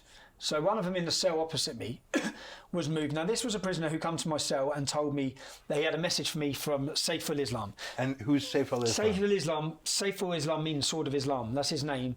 He's in jail for ISIS terrorism. He's the leader of a terrorist group in Britain called Al-Mujahideen. He was the second in command of that group. He's from my hometown of Luton. He's physically had run-ins with me in my hometown of Luton. He's like the leader of the radical Muslims in Britain. And he was passing a message on to me of things that were going to happen to my family. Yeah. Now, can you say any of them here, or would it put your family at risk to say it? He knew things. He knew things about my family, like location or names or ages. He knew names. He knew all the names of my children, of my family. And I then the prison, and he told me he'd come from speaking from Saiful Islam. Now, when I saw the female member of staff, there was a female member of staff. I said to her, look, I'm a bit concerned now. Yeah, this isn't normal. This isn't, because I was getting spat through my window, shit come through my window. In the end, what I did on my window was I just shut my windows. Yeah, after the first couple of days. Okay, so when you say spat and human excrement, yep. That's because you were on the outside. My bed's here, and the window's here. The bed isn't. You can't move your bed. That's the way it is. And the window's here. Now both the windows they only open this much. Yeah. But you know the boiling summer we had in Britain, I had my windows open, and within a few days it was clear that I couldn't have my windows open because of the shit and spit and just people at my window. Now, did you have to be on the ground floor across from the mosque? There's 3 floors. I could have been on any floor. Did you bring this to the attention of staff? No, I didn't. No, I did. The staff were very aware of the threats and the things coming out the window, but I didn't ask for a move because I didn't want to be put down the block. Ah, I see. It said clearly at the bottom of my thing, if there's issues with you on the wing, you'll be put. It said it clearly, which again people can read. Now, Was anyone ever charged for throwing things through your window? No, of course not. but then this prisoner who gave me the warning, the prison officer went and checked, and he had just come from a maximum security prison, where Saif al-Islam was being held. So it was a credible message. It was legitimate, yeah. And what happened to him? They moved him. They moved him, eh? So did they move him down the block? No. No, so you can be a messenger with a death threat to From someone's terrorists. family from a terrorist, and your punishment is you move to another cell with a TV in it. And then, And also, if you complain about it, you're down in the block. yeah, so when I said so. I mean, I'm on complete isolation anyway, yeah? I'm taken out for 30 minutes a day where I'm walked down. I wrote my wife a letter in this, in the first week I was in HMP Onley. And it wasn't a letter to go public, it was a letter for me to detail a lot of things I needed to say to her. Because to be honest, in that first week, I didn't think I'd make it out of there. And in fact, I thought, I know what their intentions are now. I know what's gone on in my previous sentences. So I wrote her a letter basically apologising to my wife. And it was me apologising, not for anything I've done, but for the situation that she finds herself in, that we find ourselves in. And I also, and the reason it was, to explain it, it was important for me.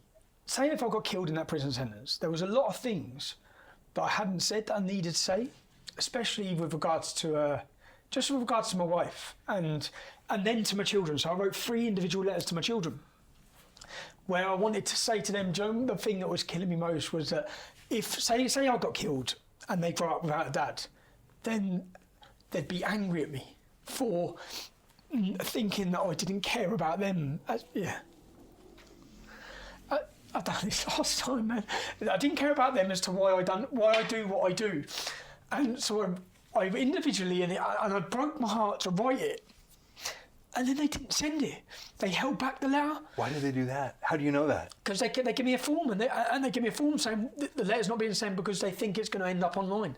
What difference does that make? It's your letter. They think it's going to end up online, and it is. And I know that may seem like a little thing, but it knocks you because it's like a last will and testament. Can you tell me what you said to your wife? Is it too personal? No, to my wife it was apologies. Look, there's been times over the last years where I haven't been living with my wife, where I've been living at my mum's and things like that, where I've made mistakes even across my marriage, and it was just, and then there was apologies about because everything that goes on with me, I may be serving a prison sentence, she's serving a sentence on the out, and then also the letter I wrote was prior to the police going to see my wife, but it was then just things to tell my children about their characters. And Did you tell these things to your wife after you got out? Did you say them to her? Yeah. So it's not. And even with my kids, it would be trying to tell your wife, or you're trying to tell your wife, which I've tried to tell her many times, that this isn't about my kids, yeah?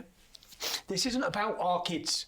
This battle is about every single child and the next generation of children across this country, even the people who hate me, even the people who despise me, even the politicians. It's about their kids and it's about everyone's kids. So this goes beyond the need of my children. The need of my children, I should shut my mouth and just be a dad. But it's far bigger than that. And it essentially it's like, if we remain silent, if we ignore and we don't stand up to the blatant wrongs that we can see, to the blatant dangers we see our country in and our families in and our communities in, if we don't, then essentially if there's going to be a battle and someone's going to have to put themselves up, then let it be me, not my son. So I could, and trying to explain that to your wife, who's not politically minded or doesn't really, all she cares about is being a mother to the kids and our kids. She doesn't think deeply about, she doesn't view the country, she doesn't, or do you know what I mean? It's like, so it was it was a 10-page of me not just breaking my heart. And I actually said in the letter, this isn't a suicide note. I know it reads like it, because I generally at that time, I'm thinking, why have they moved me to this prison? they're going to let them have a shot. Yeah, I found out that the imam, the prisoner who works down the block, when I spoke to him, he said, when I was going out in the exercise yard, he said, I knew 3 days before you got here you was coming here. I said, how do you know that? He said, the imam was telling everyone.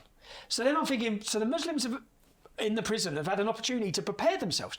When I previously got violently beaten in prison, I was locked in a room. I knew that those Muslim lads didn't know I was going to be locked in that room, yeah, because I could tell by their faces.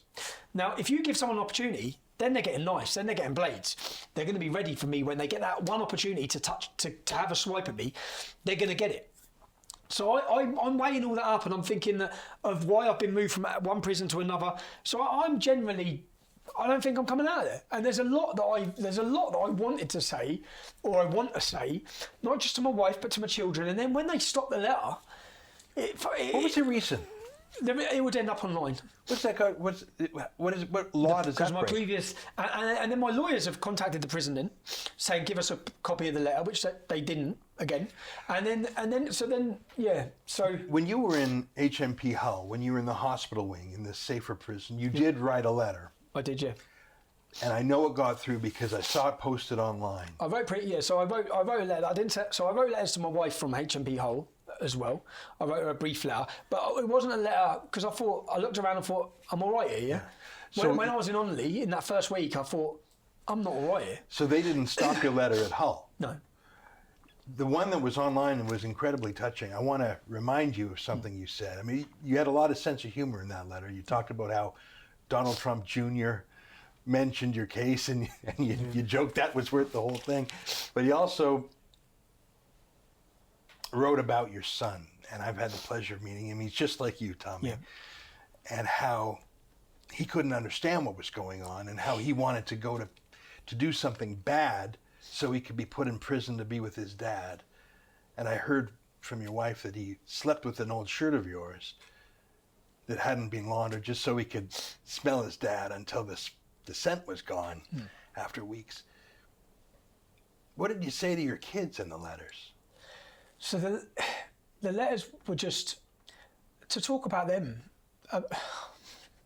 just to talk about, to also, I wouldn't want them to try as children, so they I can't.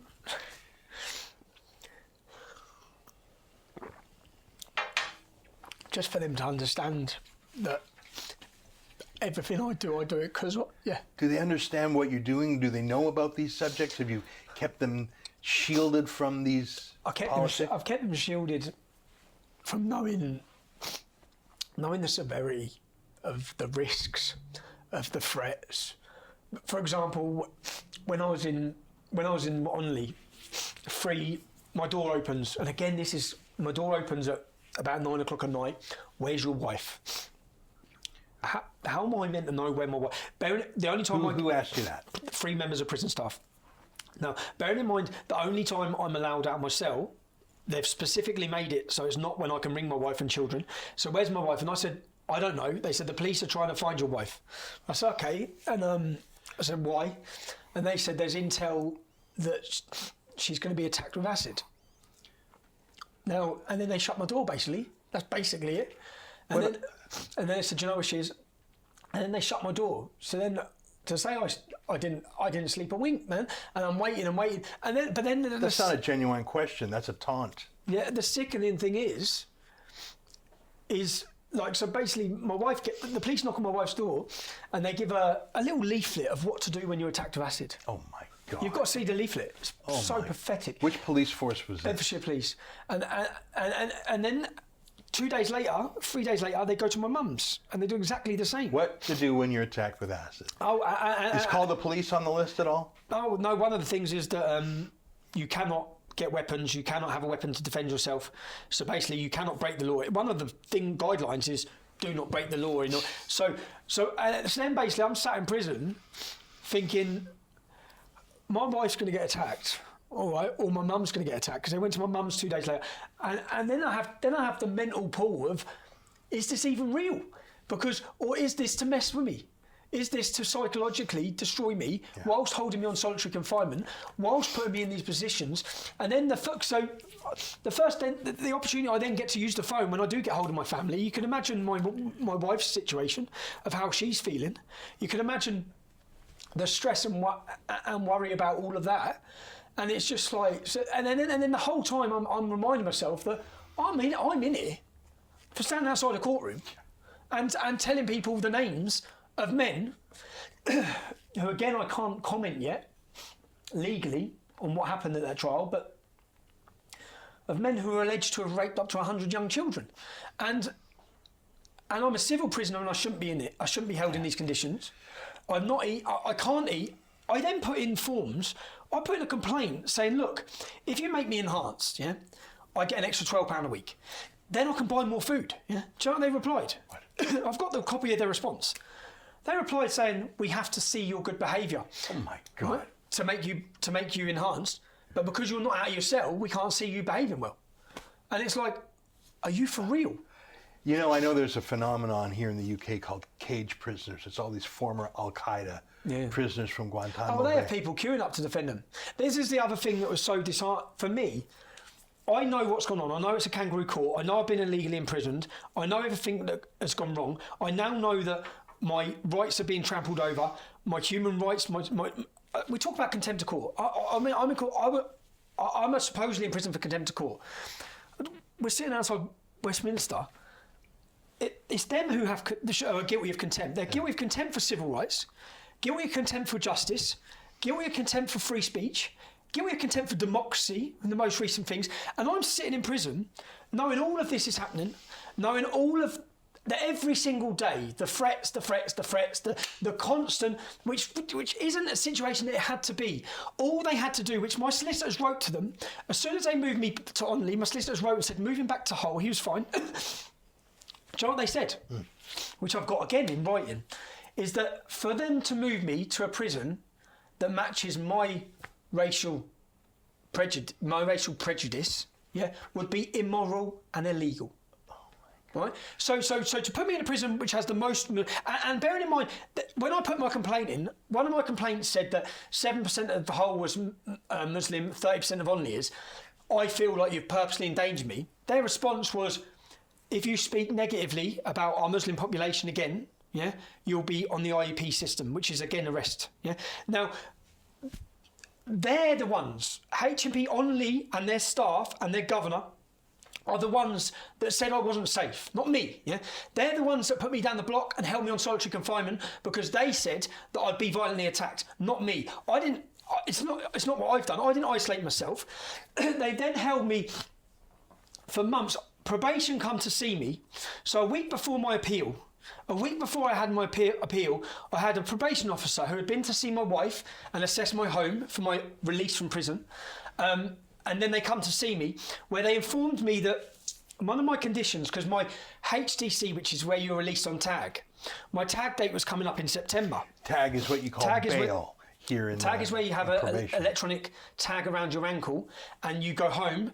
And so basically, if you get a 30-month prison sentence, after 3.5 months, I'd be let home, where for another 3 months, I'd spend where I have to be in my house between 7 and 7.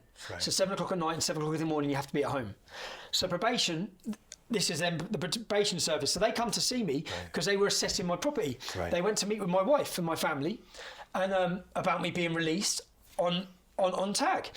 They then told me that my condition, this is where it becomes very apparent what all of this is about. My condition, upon release, will be I will be banned from the internet. Banned from using the internet till June 2019. What does that have to do with? Now you tell me, Ezra. You know my previous prison sentence when I was leading the English Defence League, my condition, which was for legally entering America, my condition then was not to contact the EDL.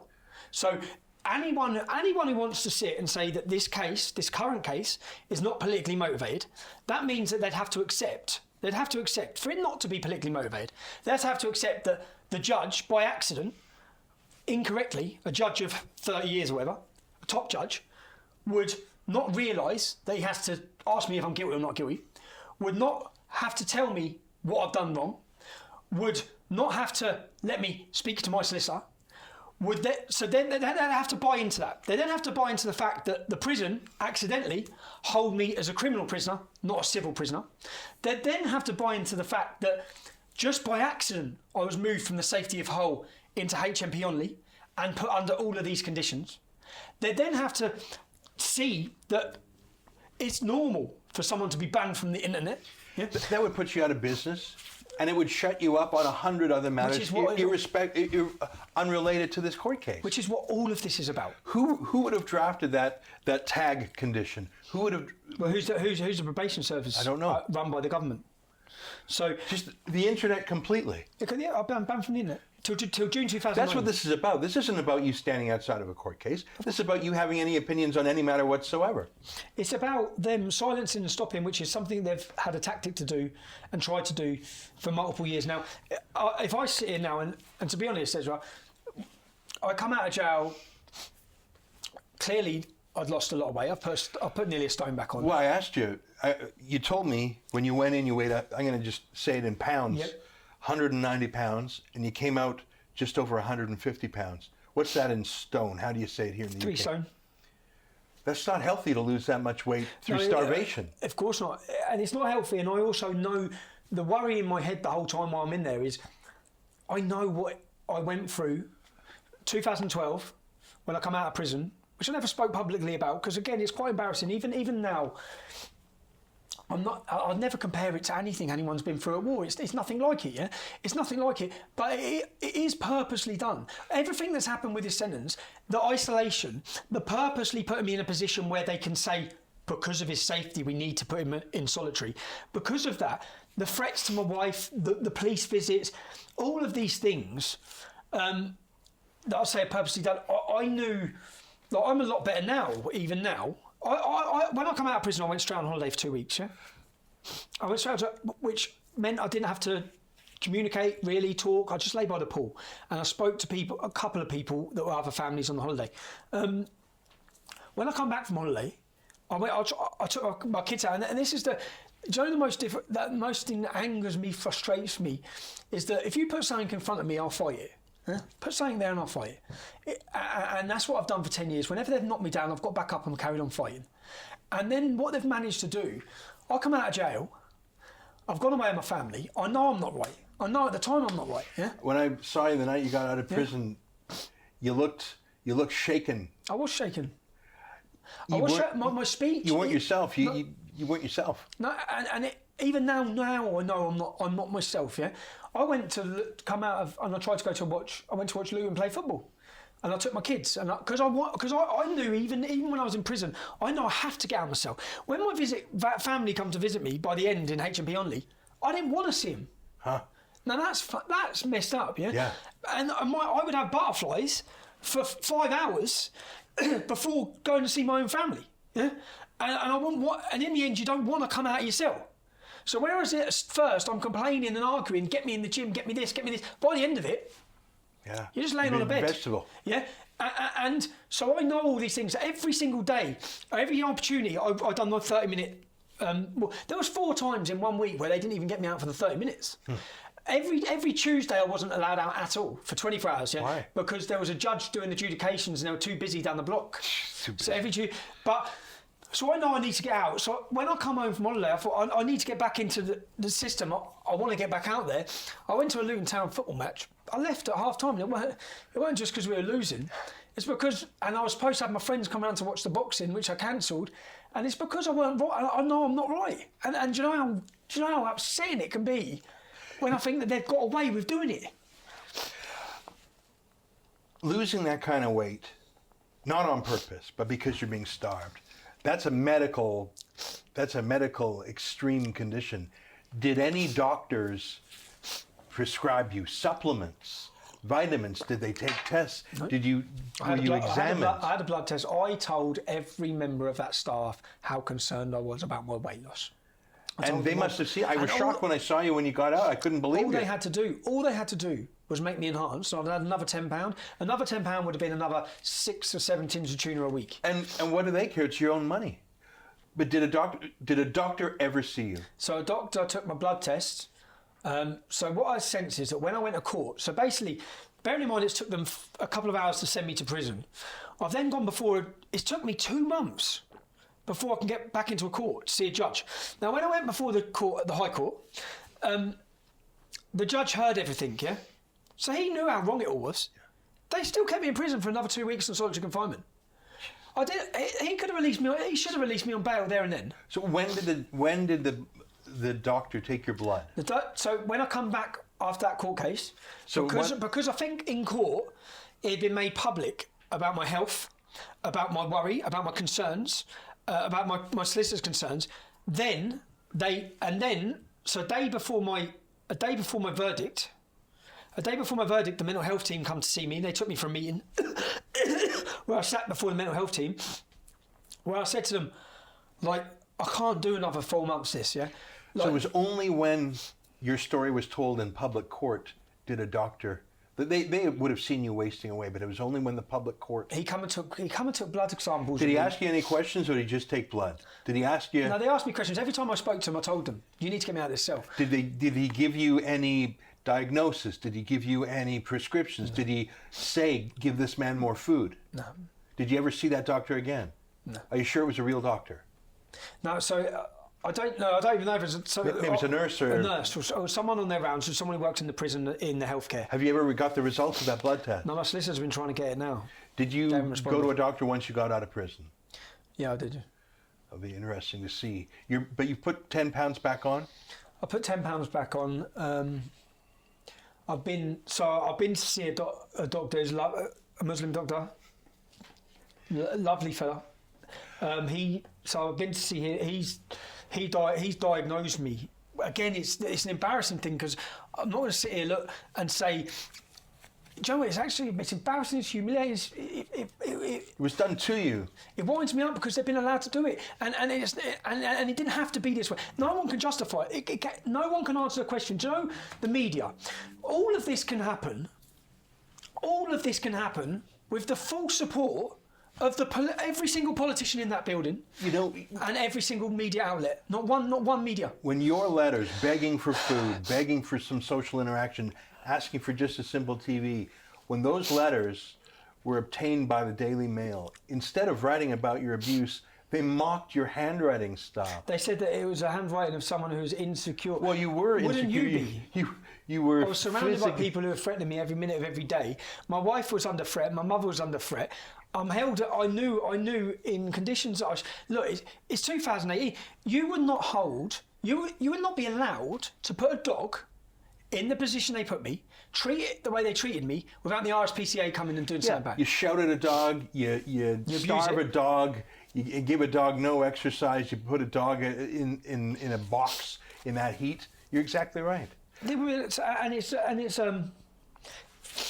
everyone who's, I remember seeing these human rights lawyers, everyone fell over each other and pushed each other out of the way to give hit piece after hit piece to BBC, Channel 4, Sky News.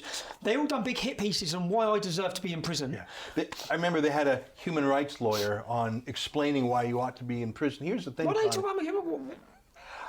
Even after the Court of Appeal quashed the original sentence and just devastated it in 5 ways. They didn't just sit on the... You see, now I was worried. When I was in prison, I didn't believe. My solicitor's telling me, they've got to let you out. Yeah? And I'm saying, they're not going to let me out. Right? I know they're not going to let me out. So, briefly, in 2014, my mortgage fraud trial, when I got myself together recently, I spent £16,000 with a QC to go through my mortgage fraud trial. Now, what they found, just like this case, was that it was all unlawful. Okay? Now, we went to the Court of Appeal, the same Court of Appeal that let me free. 6 months prior, we went to the Court of Appeal, where they heard the case, where it was put to the court. Now, the Court of Appeal judge and the prosecution, all three, all of them, read the law and said, yeah, this is all unlawful. Yeah. Now, the Court of Appeal judge said that it wasn't enough of a miscarriage of justice enough for him to grant of appeal, because we were out of time of appeal. Yeah? It wasn't. Now, this was a case that I was sentenced to 18 months in prison, and I had to give the police £125,000. At a time when they got me in a position I had to give them £125,000, I was offered deals by secretive units within called the Met Intelligence Bureau within Scotland Yard. The deal would be that I would work for them in Uniting the Right. Yeah, I would be an undercover agent for the security services, and then they wouldn't have to pay the 125 grand. Now, what it turns out when my QC went through the case was I never had to pay the 125 because it was all unlawful anyway. Now, the judge agreed in the Court of Appeal. I've got it in black and white writing that it was all unlawful, but he didn't give the justification. So I haven't had the money returned to me, which I should have, and he didn't rule it unlawful because he didn't, for him to give an appeal, because we're out of time of appeal, the only guideline is it has to be a huge miscarriage of justice. He doesn't think that 4.5 years' time you have a yearly wage and a fine by the police just to put you in a position to have you try and work for them is enough. Now, so bearing in mind I knew what had gone on in the previous Court of Appeal, I had no confidence that this Court of Appeal judge would do what was right. And in fact, I still believe that they would have done everything to try and find a way not to do it, which is why I wasn't instantly freed when it was heard. It's why I spent another 2 weeks in solitary confinement. And not just 2 weeks, they had until the 1st of August. Yeah? What date did the appeal result come? On the 1st of August. They maximised the amount of time I would still be held under those conditions. Now, I'm sitting here now, I'm still having to seek medical treatment. I face another court trial now on the 27th of this month. For the exact same matter in Leeds. The exact same matter in Leeds. The Court of Appeal didn't have to order that. The Court of Appeal didn't have to order it, and in fact, when they did order it, I never thought they'd go through with it, because I thought this was just to save a bit of face. Because obviously it's been proven of what they've done, the whole world's watching. Now the headlines aren't Tommy Robinson freed and quashed, conviction quashed. The headlines are Tommy Robinson to be retried. I thought, I get it, they're saving a bit of face. Now what it then turns out is, this has not been brought, this case against me has not been brought by the Crown Prosecution Service, which is the normal procedure for crimes in Britain. If there's a court case, the CPS are the people, they're an independent organisation. Yeah? They're the people that say, OK, there's enough, they're independent from the police. Because they have to look at the police's evidence, they have to act independently and say, OK, there's enough here to warrant it, let's try him. Yeah? This has come, the CPS have actually said, we want nothing to do with this. This is the Attorney General, the government. This is the government who are ordering a retrial. Now, what they're saying by retrying me is that they don't think the 2.5 month prison sentence I've served, the 2 months on solitary confinement, the treatment, they don't think that warrants enough of a punishment for standing and talking, not inciting. And to anyone who says I was jeopardising the trial had already finished. Yeah? The trial had already finished. These laws that are being used on the Muslim grooming gangs, I think that we should have journalists challenging these in courts of law. Yeah, why? But the journalists are not challenging them. They're not standing up for free speech or journalist rights. They're actually happy to see. They were all ecstatic to see me imprisoned. I saw some of your supporters writing to Amnesty International and other groups like that when you were in prison, and I was copied on the replies. They would say, "Oh, it was nothing to do with free speech or human rights. It was a violation of a court order." But now that the Court of Appeal has proved that false, you would expect Amnesty, Reporters Without Borders, all these civil liberties groups to speak out now that you've been vindicated by the Court of Appeal. Dead silence, not just from them. Where are the liberal journalists who would say, well, I disagree with Tommy Robinson's style, but this is the UK and we don't send people to prison for 10 weeks for... Well, we've never sent a journalist to prison. Since 70 years of contempt call. Where are those people who used to stand up for civil liberties? Again, Ezra, I speak about Islam, and that is so terrifying for anyone to be seen to sort of side with or take up my case, that they all run a mile. You've seen yourself. How impossible was it to find a lawyer to represent me? We went through 7 law firms before we found someone who would represent you in Canterbury. And it's because they're scared. 7 law firms. We're almost out of time, Tommy. I want to ask you about 2 positive things. When you were in prison, I didn't speak with you, but I spoke with your wife occasionally and other family members, and they would pass on news to me. And your wife said to me, and I took it seriously, that two things buoyed your spirits.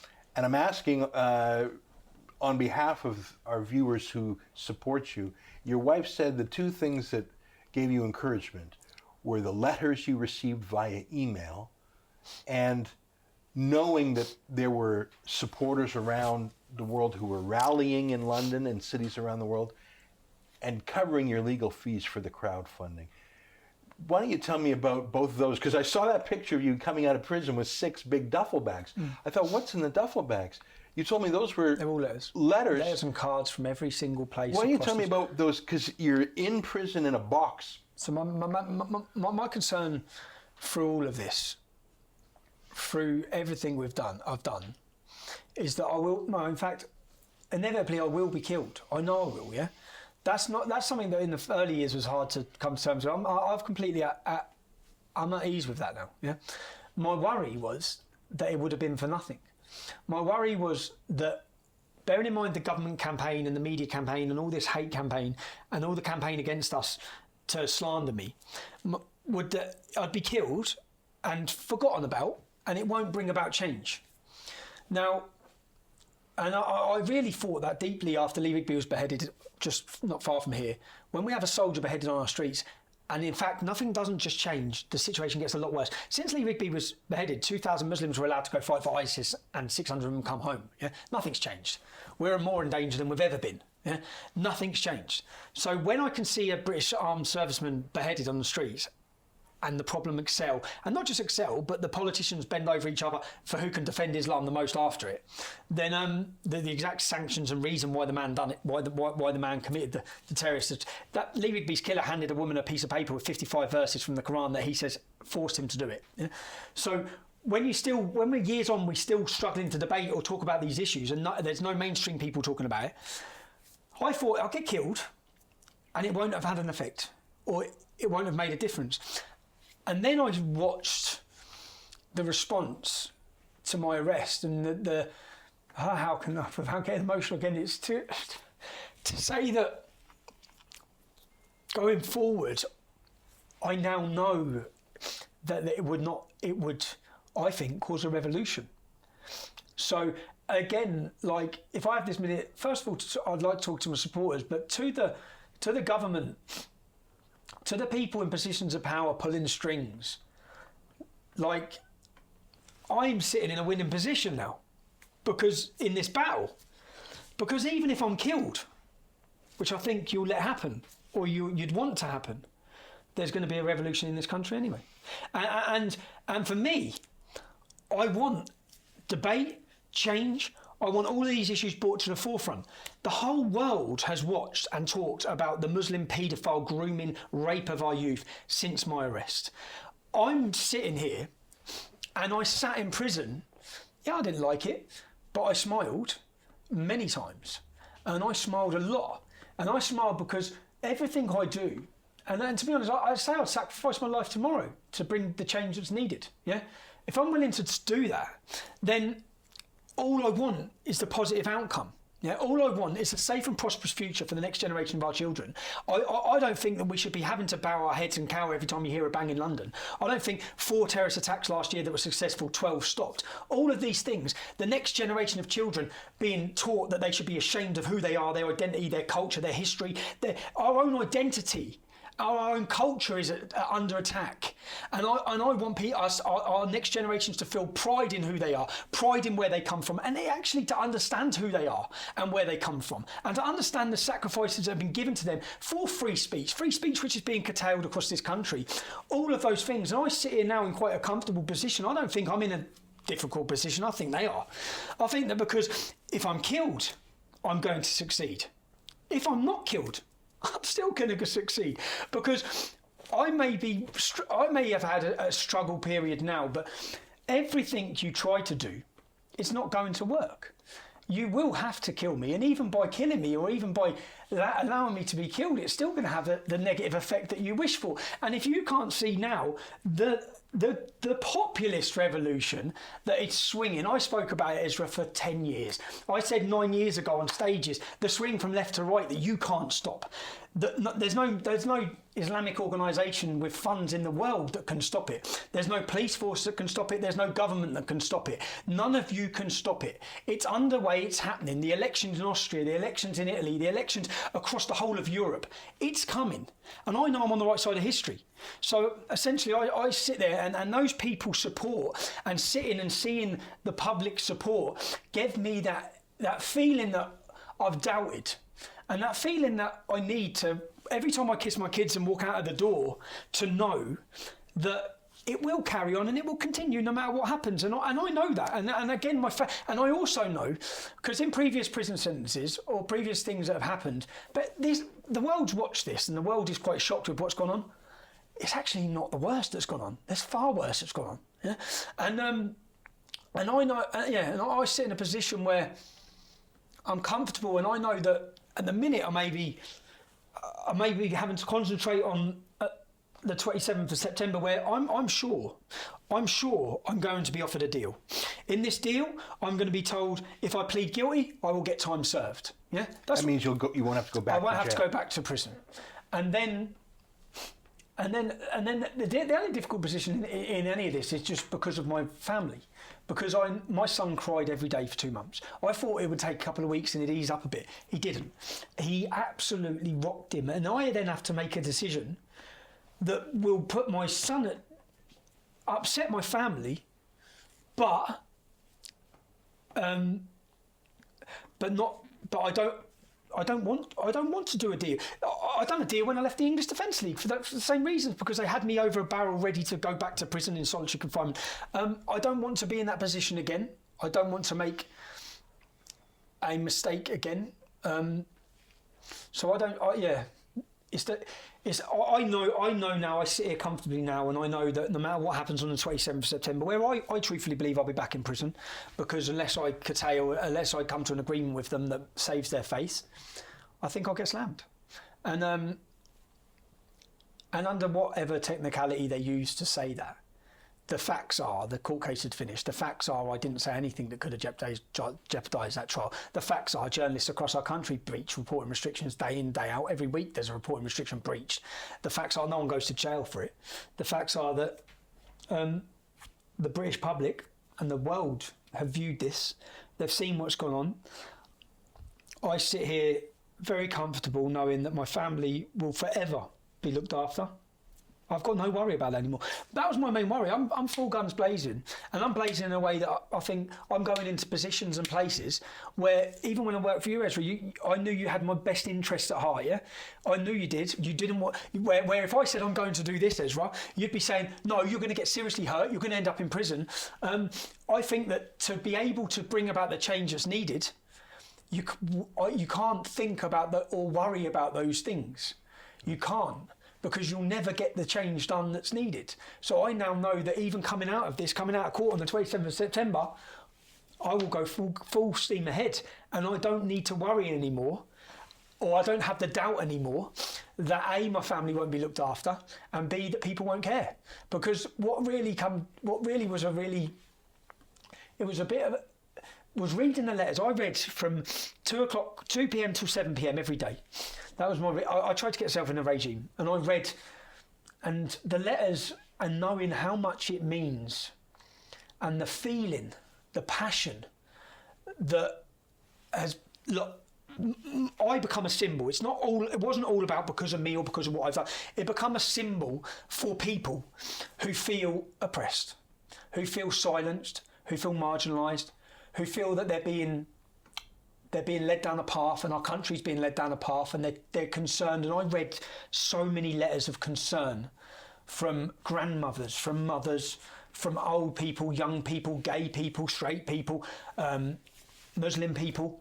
I had letters from everyone, everywhere. And what became apparent is the size of the feeling. And I think that was viewed by the tens of thousands of people marching on Westminster after 7 days. I think that it should be a wake-up call for them, not for me. I keep getting told I'm in a difficult position, even by my lawyers. I don't think I am. I know I know what I want to do and I'm going to do, and I want to play a part, whatever part I can, in bringing awareness and attention to issues that are, quite frankly, not just being ignored, but being covered up. Well, we'll be there on September 27th at the Old Bailey as they put you to trial again. The Old Bailey. The Old Bailey is a court for the biggest terrorist or murder trials, the most senior court of our country. Yeah. I'm there for talking into an iPhone outside a courtroom, and we know it didn't prejudice the trial because the trial ended.